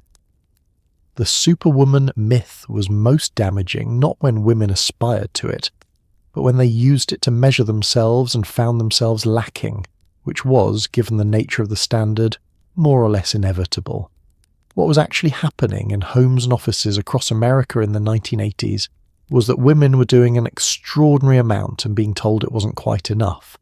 The costume was uncomfortable, the cape had no structural support, and the woman wearing it was usually exhausted, occasionally resentful, and almost never asked how she was actually doing beneath the performance of having everything under control. The answer, in most cases, was holding on, which is not the same thing as fine, but which the decade was not particularly interested in distinguishing between. Seeking help for your mental health in the 1980s required navigating a stigma so thick you could practically wear it as a coat. Therapy was discussed in hushed tones. Depression was something you were supposed to push through. Anxiety was reframed as nervousness, sensitivity, a personal failing. Women, who were diagnosed with depression at significantly higher rates than men, were often caught between a rock and a cultural expectation. Be strong enough not to need help, but don't be so strong you seem unfeminine. Medication existed but carried its own layer of shame. And health insurance, when it covered mental health at all, did so in limited, grudging ways. The 1980s relationship with mental health was shaped by a set of competing and contradictory forces. On one hand, therapy had been gaining cultural traction since the 60s and 70s. Seeing a therapist was, in certain urban and educated circles, becoming normalized, even fashionable. Woody Allen movies had made the analyst's couch into a cultural touchstone. On the other hand, outside those specific circles, mental health treatment remained associated with weakness, instability, and a kind of personal failure that a self-sufficient adult was supposed to have avoided. The distance between those two cultures was wide, and most women were navigating both of them at once. Depression in women was a well-documented clinical reality in the 1980s, and it was also frequently a well-documented clinical reality that was being undertreated. Women reported depressive symptoms to their doctors at higher rates than men, and were more likely to be prescribed sedatives or tranquilizers than referred to. Mental health treatment, a tendency with its own history, running through the Milltown era of the 50s and the Valium era of the 60s and 70s, in which women's psychological distress was managed pharmacologically rather than therapeutically, and often in ways that created dependency without addressing the underlying condition. The specific stresses of women's lives in the 1980s, the second shift, the wage gap, the childcare burden, the beauty pressure, the workplace harassment, the accumulated weight of performing competence and composure in environments that didn't make either easy, were real contributors to psychological distress that a prescription didn't address. But the prescription was faster, cheaper for the insurance company, and required no structural acknowledgement that the environment might be the problem rather than the woman's response to it. Anxiety was particularly prone to being minimized or mislabeled. The word itself carried connotations of irrationality. You were anxious because you were the kind of person who got anxious, not because the conditions of your life were objectively stressful. Women who reported anxiety were sometimes told to reduce caffeine and take a bath.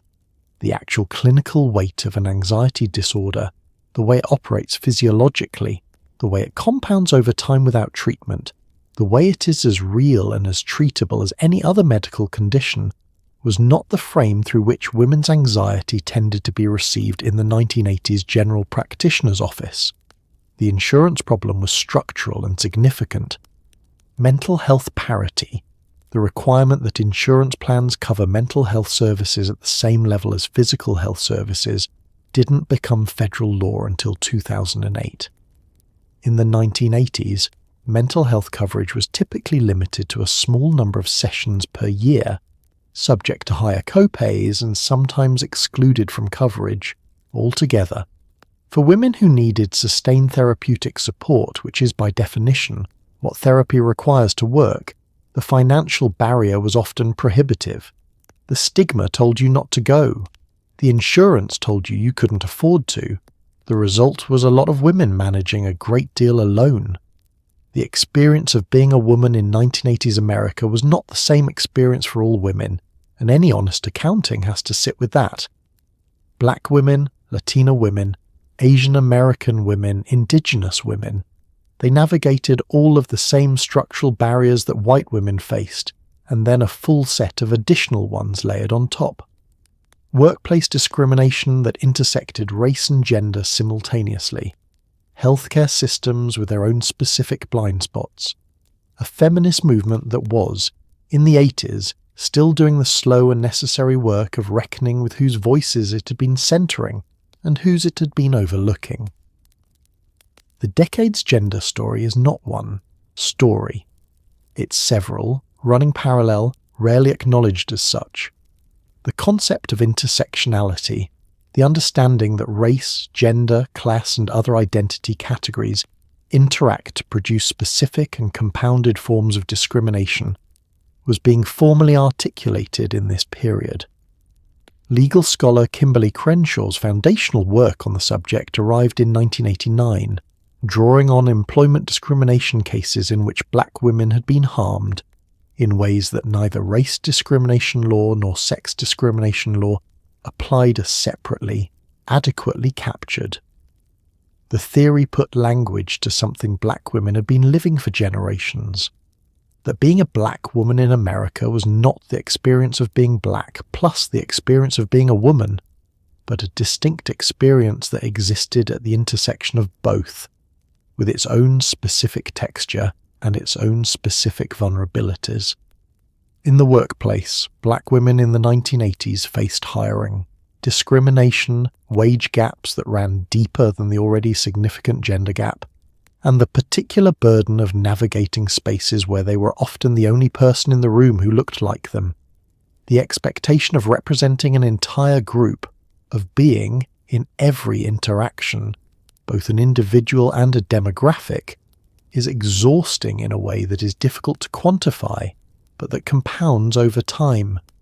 A mistake that a white woman could make as an individual was a mistake that a black woman sometimes made as representative, with different professional consequences.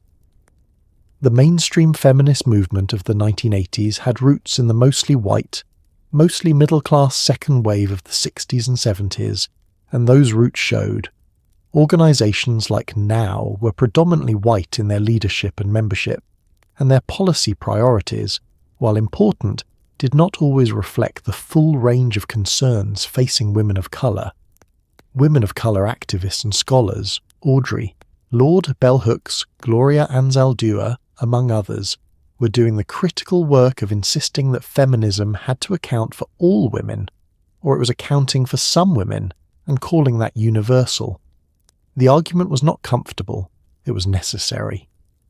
Latina women navigated language barriers, immigration status vulnerabilities, and community structures that sometimes place strong cultural pressure on traditional gender roles, all while participating in a labour market that placed them disproportionately in low-wage domestic and service work. Asian American women contended with a set of stereotypes, the model minority myth, the exoticizing gaze, that rendered their actual lives and experiences invisible behind a flattening narrative that served no one. Indigenous women faced a legal and governmental landscape that had been actively hostile to their communities for centuries, and that the 1980s did not substantially improve. None of these women were peripheral to the story of being a woman in the 1980s. They were central to it. The decade's progress, such as it was, meant different things depending on where you were standing, and for many women, the view from where they were standing made the progress look considerably more partial than the magazine cover suggested. Walking to your car at night, taking a different route home, holding your keys in your fist, deciding not to go to a party because you'd be the only woman you knew there, lying about having a boyfriend to get someone to leave you alone, because I'm not interested apparently needed a male cosigner to be believed. The low-grade, constant, exhausting negotiation of personal safety that women conducted every single day, not because anything had necessarily happened, but because they had been raised to understand that it could. This wasn't paranoia in the 1980s. It was a reasonably calibrated response to a world that hadn't yet decided to take women's safety particularly seriously. The safety calculus that women performed was so routine, so embedded in the daily texture of being female, that many women didn't identify it as a burden. It was simply what you did, the way you checked for traffic before crossing the street. You didn't walk to the parking garage alone after dark. You called someone when you got home to confirm you'd arrived. You assessed the layout of a room, the location of exits, The ratio of strangers. You made decisions about clothing based partly on what would make you less visible, less targetable, less likely to attract the specific kind of attention that turned an ordinary Tuesday into something you'd be unpacking for years. The statistics underneath this daily practice were not reassuring. Rape and sexual assault in the 1980s were dramatically underreported. Estimates then, as now, suggested that a significant majority of sexual assaults were never reported to police. The reasons were familiar. Criminal justice system that subjected victims to scrutiny of their behaviour, their history, their sobriety, and their clothing in ways that would have been considered irrelevant in almost any other crime. The rape shield laws that limited the admissibility of a victim's sexual history in court were being passed and strengthened through the decade. But cultural attitudes changed more slowly than legislation. Being believed remained a significant obstacle. Stranger danger was the publicly discussed version of the problem, but the data told a more complicated story. Most sexual violence was committed by people known to the victim, partners, acquaintances, family members, co-workers. The concept of marital rape as a crime was still being worked out in 1980s law. The marital rape exemption, which had historically prevented men from being charged with raping their wives, was being eliminated state by state through the decade, but it hadn't been fully gone from American law until 1993. The idea that a woman's consent was perpetual within marriage and that its absence within marriage was therefore not a crime, was only recently being retired as a legal position. Street harassment was ubiquitous, named only as a concept much later, and not considered a serious issue by the mainstream culture of the 1980s.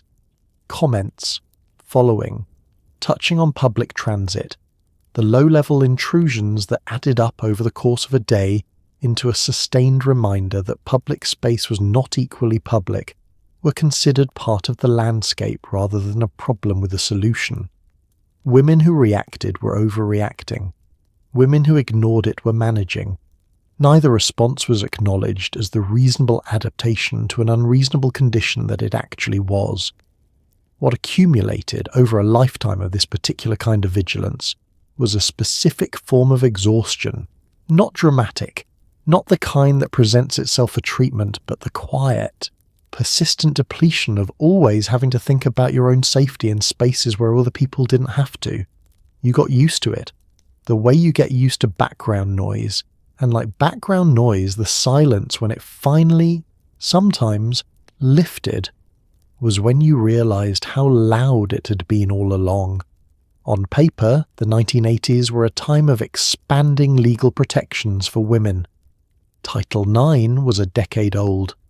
The Equal Credit Opportunity Act existed. Pregnancy discrimination had been illegal since 1978. Sexual harassment had a legal definition. These were real victories, won through real struggle. And then there was the gap, the canyon, really, between what the law said and what actually happened in offices, courtrooms, hospitals and homes across the country. Laws change faster than cultures do.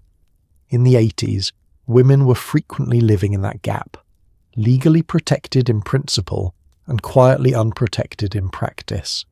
Title IX, passed in 1972, prohibited sex discrimination in educational programs receiving federal funding. By the 1980s, it was having real effects. Girls' sports programs were expanding, women's enrollment in higher education was rising, professional and graduate schools were opening to women in numbers that would have seemed remarkable a generation earlier. These were genuine, measurable changes. And then in 1984, the Supreme Court decided Grove City College versus Bell, which narrowed Title IX's application to only the specific programs within an institution that received federal funding, rather than the institution as a whole. Overnight, the law's reach contracted significantly.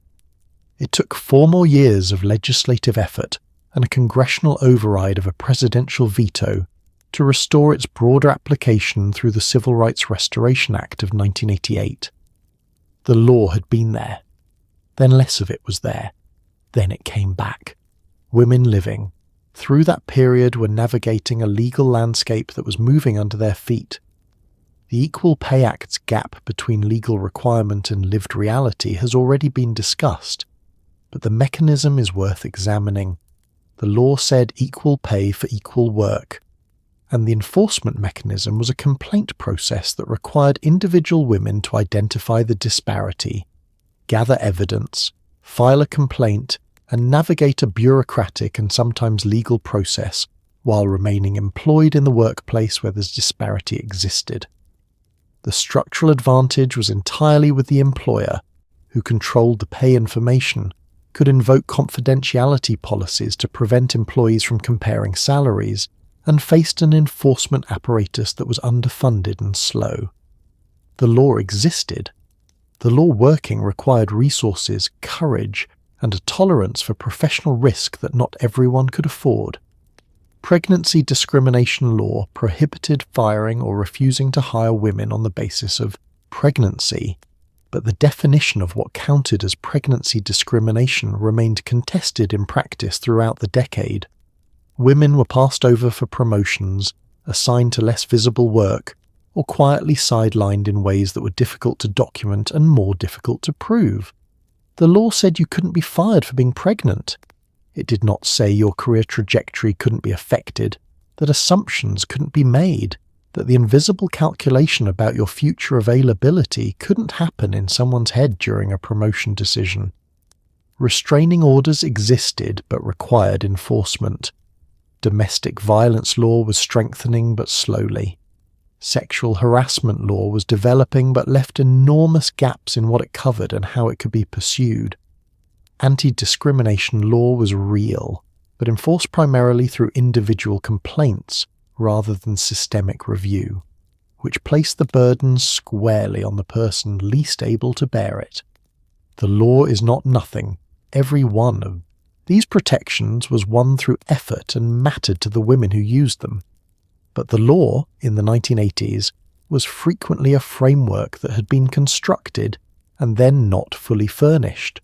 Rights established without the enforcement mechanisms, the institutional culture, or the resources to make them fully operational. Women lived in the space between the promise and the delivery, and they learned to calibrate their expectations accordingly.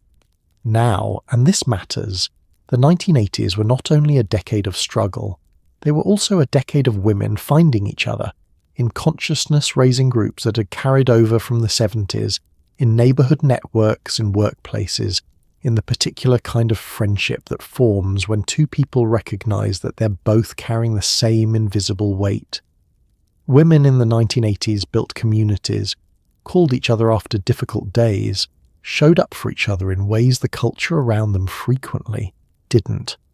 They organized, they marched, they wrote, they published, they supported each other's small businesses and large ambitions. Survival, in any era, is rarely a solo act. The female friendship of the 1980s has been somewhat sentimentalized in retrospect. The big hair and wine coolers and telephone calls that lasted an hour version. But underneath the cultural shorthand was something genuinely sustaining. Women who were carrying the second shift, the beauty pressure, the workplace navigation, the general ambient weight of the decade were frequently doing so in the company of other women who understood the specific texture of it without requiring explanation. That specific understanding, the shorthand of shared experience, is not a small thing. It is, in fact, one of the primary mechanisms by which people survive difficult conditions without breaking. Consciousness-raising groups, a feature of the women's movement since the late 60s, was still operating in various forms in the early 80s.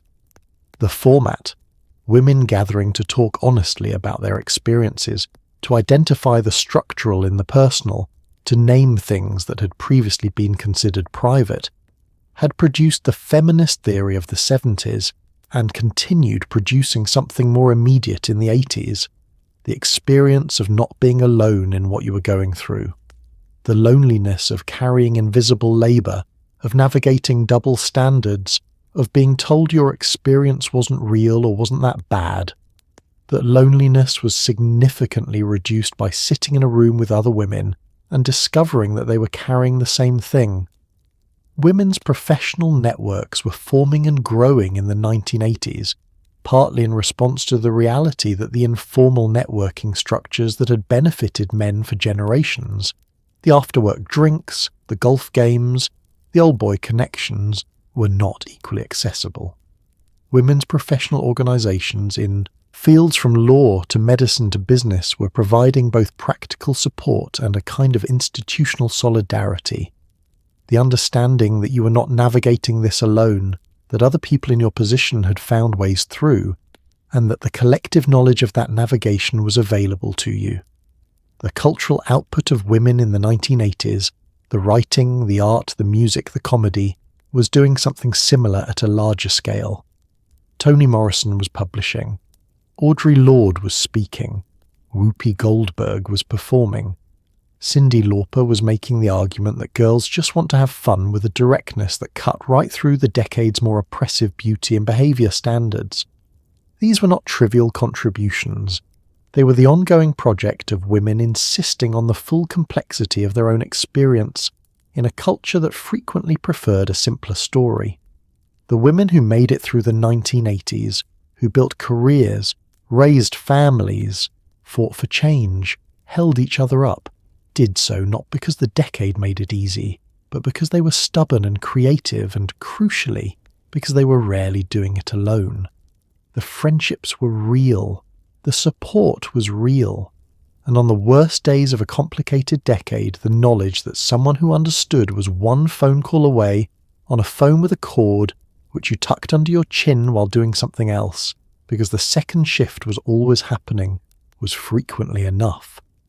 Not every woman in the 1980s smiled through it. Some of them were extraordinarily, productively, historically loud. Gloria Steinem was still publishing, still speaking, still making people uncomfortable in all the right ways. Sandra Day O'Connor took her seat on the Supreme Court in 1981, the first woman ever to do so. Sally Ride launched into space in 1983. Toni Morrison was writing. Alice Walker won the Pulitzer. Shirley Chisholm had already run, for president a decade earlier, and never stopped running towards something. The women who pushed back in the 1980s didn't always win immediately, but they moved things, and the moving mattered. Gloria Steinem and Ms. Magazine were doing something specific and important in the 1980s, providing a publication that treated women as full political and intellectual subjects rather than consumers of beauty tips and recipes, which is not to say beauty tips and recipes are beneath anyone, but rather that a magazine that talked about equal pay, reproductive rights, and workplace discrimination as though they were serious subjects deserving serious coverage was, for many women, the first place they encountered their own lives reflected in print. Ms. had launched in 1972, and by the 80s had become an institution, a touchstone, a thing you either subscribed to or knew someone who did. It was also a consistent target for the culture's discomfort with women who insisted on being taken seriously, which meant it was doing something right. The entry of women into previously male-dominated fields during the 80s was, field by field, genuinely historic. Sally Ride, the first American woman in space in 1983, became one of the most recognizable figures of the decade, not just for the achievement, but for the calm, precise competence with which she inhabited it, and for the press conference questions she was asked about whether she cried, which she handled with a restraint that spoke louder than the questions deserved. The message her presence sent was not subtle. Women could do this too, and had always been capable of it, and the only thing that had been preventing it was the decision not to include them. In literature and art, the decade produced a remarkable volume of work by women who were refusing to tell comfortable stories. Toni Morrison's Tar Baby arrived in 1981. Beloved, the novel that would win, the Pulitzer and eventually the Nobel in 1987. Alice Walker's The Colour Purple was published in 1982 and won the Pulitzer the following year, a novel that looked directly at the violence, sexuality and spiritual complexity of black women's lives and did not look away. Sandra Cisneros published The House on Mango Street in 1984. These were not peripheral works, they were the literature of the decade, and they were written by women who had decided that their full experience was a legitimate subject. The activists and organisers of the 80s were doing work that was less visible, but equally essential. Women who worked at domestic violence shelters, who staffed reproductive health clinics, who organised workplace campaigns, who filed the complaints and the lawsuits and sat through the depositions. They were moving the legal and institutional landscape in ways that didn't make magazine covers, but that changed what was possible for the women who came after them. History tends to remember the loudest voices. The quieter work of institutional change is often what makes the loud voices possible. The women who pushed back in the 1980s were not always celebrated for it at the time. Being loud, being difficult, being the person who filed the complaint or ran for office or wrote the uncomfortable book, these were costly choices. The cost was real and it was paid. What was built with it is still, imperfectly and incompletely standing. Girls who grew up in the 1980s were watching all of it, from the floor of the living room, from school hallways, from the back seats of cars.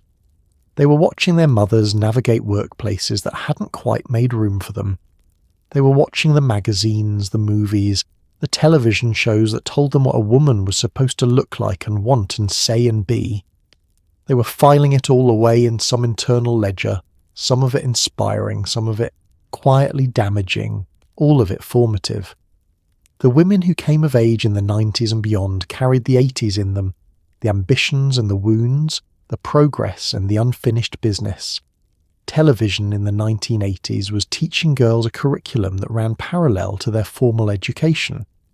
The female characters available as models ranged widely, from the sharp, capable women of shows like Cagney and Lacey, two female detectives doing serious work and having serious lives, a genuinely radical proposition for primetime television, in 1982 to the more familiar landscape of women whose primary narrative function was their relationship to the men around them. The lessons were mixed, sometimes within the same hour of programming. Here is a woman doing something impressive, and here is the same show evaluating her based on whether she's also likeable, also attractive, also appropriately invested in her romantic prospects. The body image transmission was happening early and continuously.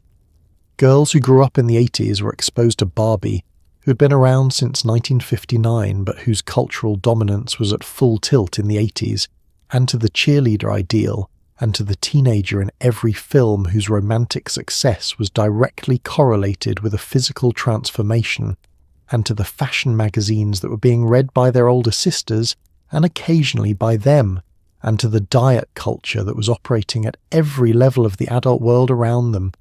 They were absorbing, before they had the language for it, a very specific and narrow idea of what a female body was supposed to look like, and what that had to do with your worth as a person. They were also watching their mothers work. The mothers of the 80s were the first generation of American women to be in the paid workforce in large numbers, while simultaneously managing primary parental responsibility, and their daughters were watching how that worked, which is to say, watching it work imperfectly and expensively, and without adequate support, and watching their mothers do it anyway with a combination of competence and exhaustion that left a specific impression. Many daughters of the 80s grew up with a complicated inheritance, the clear message that they could achieve anything, and the equally clear demonstration that achieving it would cost something, and that the cost would largely be theirs to pay. The girls who were teenagers in the 80s were the first generation to grow up with feminism as a named and culturally present phenomenon, which meant they also grew up with the backlash against it as a named and culturally present phenomenon. They heard the word feminist used approvingly and pejoratively often in the same week, sometimes by the same people. They were developing their identities in a cultural moment that was actively arguing about what women were for and what they were allowed to want, and they were doing this while also navigating school and friendships and the ordinary chaos of adolescence. What they took from it, the resilience, the ambition, the body image struggles, the complicated relationship with the word feminist, the bone-deep understanding that the world was not going to simply make room for them, and they were going to have to make it themselves, shaped the women they became. The 80s didn't just happen to the women who lived it as adults. It happened to the girls who were watching, and they carried it forward. Here is where we end up, sitting at the edge of the decade looking back at it honestly.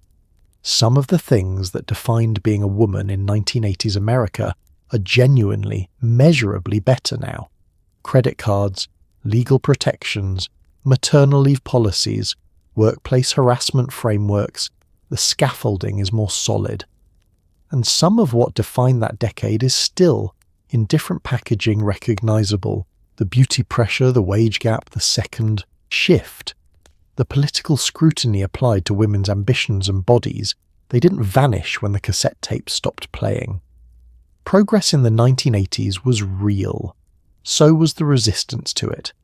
Understanding both is how you understand where we are now and how much further there still is to go. The women of the 1980s did not know they were living through a decade that would be analysed and debated and reconsidered for the next 40 years. They were just living, trying to make rent and raise children and do their jobs and have some semblance of a life that contained joy, alongside the weight of it all. The historic significance was invisible to them, the way the historic significance of ordinary life always is to the people living it. They were not making history, they were making dinner and making meetings and making do in a decade that required a great deal of making do. What they built, despite the obstacles and frequently because of them, was not nothing.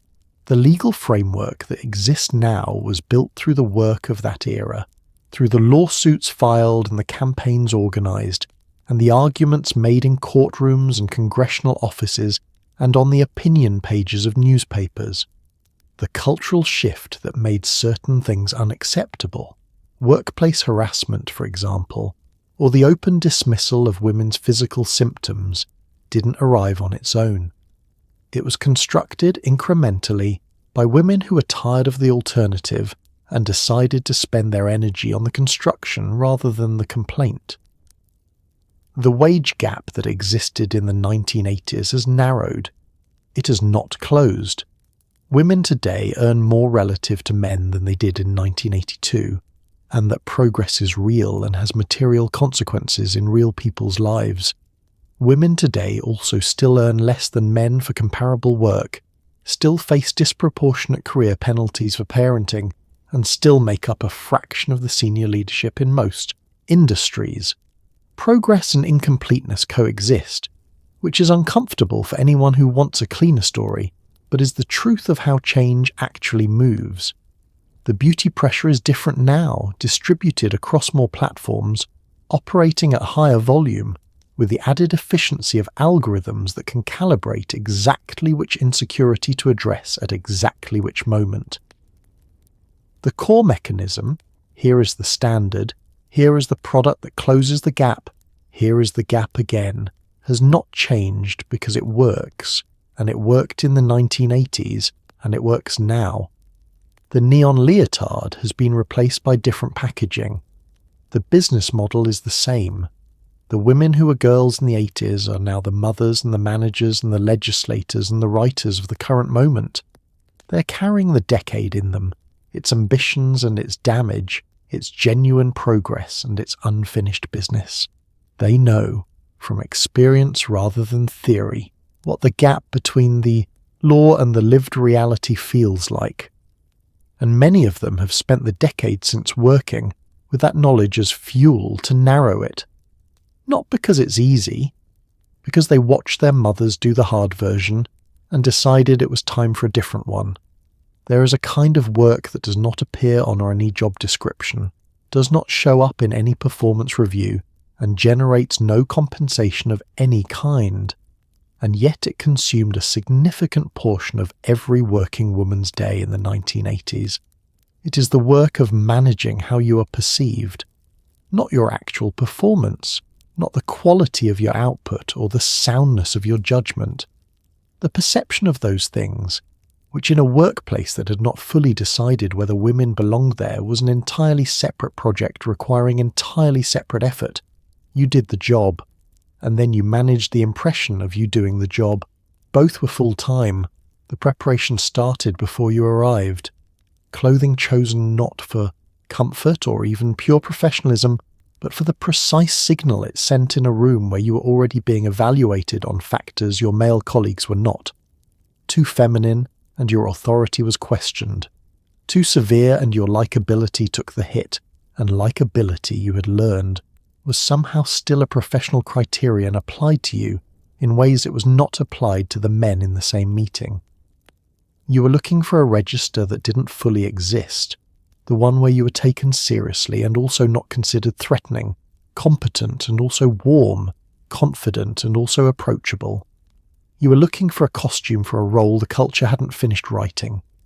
In the meeting itself, the work continued. You had learned, through experience and observation, the specific geometry of being heard in a room that wasn't entirely sure it wanted to hear you. You knew to speak early, because women who waited to speak were sometimes not called on at all and the window closed. You knew to state your position directly because hedging was read as uncertainty. But you also knew that being too direct would generate the specific social friction that followed women who said plainly what they meant. You knew that if a man restated your idea 5 minutes after you'd said it and received the credit for it, the most professionally viable response was usually not to point that out. After the meeting, there was the relationship maintenance, the additional layer of interpersonal management that women in the 1980s workplace performed to keep the environment functional, smoothing tensions, reading the emotional temperature of the team, remembering the details of colleagues' lives that made them feel seen and therefore cooperative. This was not manipulation. It was skill, genuine, significant, emotionally demanding skill that the workplace relied on and did not compensate for, because it was considered natural to women rather than a professional contribution from them. A man who did this was unusually emotionally intelligent. A woman who did this was just being a woman. The cumulative cost of this invisible labour was not dramatic. It did not produce a breakdown or a defining moment. It produced instead a persistent low-level drain, the kind that makes you slightly more tired at the end of every day than the official work should account for, that makes the weekend feel shorter than it is, that accumulates over years into a form of exhaustion that has no obvious single cause. You were tired, but you couldn't point to the specific thing that was tiring you. The specific thing was the sum of 1,000 small performances, each one individually unremarkable, collectively enormous. What was never asked, what the 1980s workplace was not structured to ask, was what would be possible if that energy went somewhere else. If the hours spent on perception management went into the work itself, or into rest, or into the kind of sustained creative thinking that requires a mind not partially occupied with monitoring how it's being received. Nobody calculated that cost. The women paying it mostly didn't have time to. In the 1980s, ambition in a woman was a complicated thing to carry. It was not by itself a problem. The decade was full of messages encouraging women to want more, reach higher, lean into the power suit and the corner office, and the possibilities that previous generations hadn't had access to. But ambition in practice, in the daily negotiation of a workplace and a culture that was still calibrating its feelings about women who wanted things, had edges that the motivational posters didn't mention. Wanting the promotion was fine. Being visibly, unapologetically focused on getting it was a different matter. The ambition was acceptable. The showing of it required careful management. The double bind had a specific texture. A man who pursued advancement aggressively was displaying exactly the qualities that advancement required. The behavior and the reward were aligned. A woman who pursued advancement with the same directness was, depending on the day and the evaluator, either admirably ambitious or uncomfortably pushy, and the line between those two assessments was not clearly drawn, was not consistently applied, and was not within her control. She could perform the same behavior and receive either response, and the variable was not her behavior. It was the perception of her behavior by people whose comfort with female ambition varied. Negotiation is where this played out most concretely and most expensively. Research on salary negotiation has consistently found that women who negotiate assertively are penalized socially in ways that men who negotiate assertively are not. Rated as less likable, less collaborative, less desirable as colleagues. This meant that the act of advocating for your own value, a fundamental professional skill that compounds over an entire career in its effect, on lifetime earnings, carried a social tax for women that it did not carry for men. Some women didn't negotiate because the risk felt too high. Some negotiated anyway and paid the social cost. Neither choice was cost-free, and the costlessness was available only to the men in the same room. Geography mattered in a more literal sense as well. The expansion of women's professional opportunities in the 1980s was not evenly distributed across the country. In certain cities, in certain industries, in certain educational and professional circles, the changes were real and visible, women entering law firms and hospitals and corporations in numbers that would have been unimaginable a generation earlier. In other places, smaller towns, more traditional industries, communities where the cultural conversation about women's roles hadn't shifted at the same pace, the opportunities were narrower and the resistance to women's ambition more overt. A woman in a rural community in the 1980s who wanted to be something other than what the community expected her to be was navigating not just a workplace, but an entire social environment that might read her ambition as a rejection of the people and the place she came from. The cost of ambition there was not just professional, it was relational, communal, sometimes familial. Wanting more could mean leaving. Leaving could mean losing. The geography of opportunity was also the geography of loss. What the decade never quite managed to resolve was the question of what to do with all the ambition it had encouraged women to develop. The doors were more open than they had been. The rooms behind them had not been entirely rearranged, and the women who walked through carrying their ambition plainly, who declined to apologize for wanting what they wanted, who decided the social cost was worth paying, they moved things. Not as far as they deserved, not as fast as they should have, but they moved them, and the movement was real.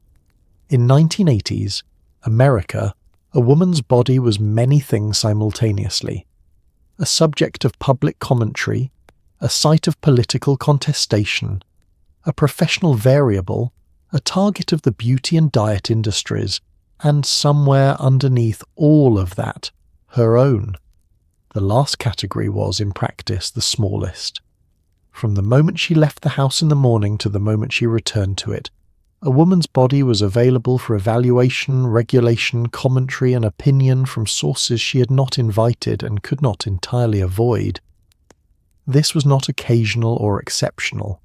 It was the ambient condition of being female in the 1980s, so constant that it mostly didn't register as remarkable, which is perhaps the most remarkable thing about it.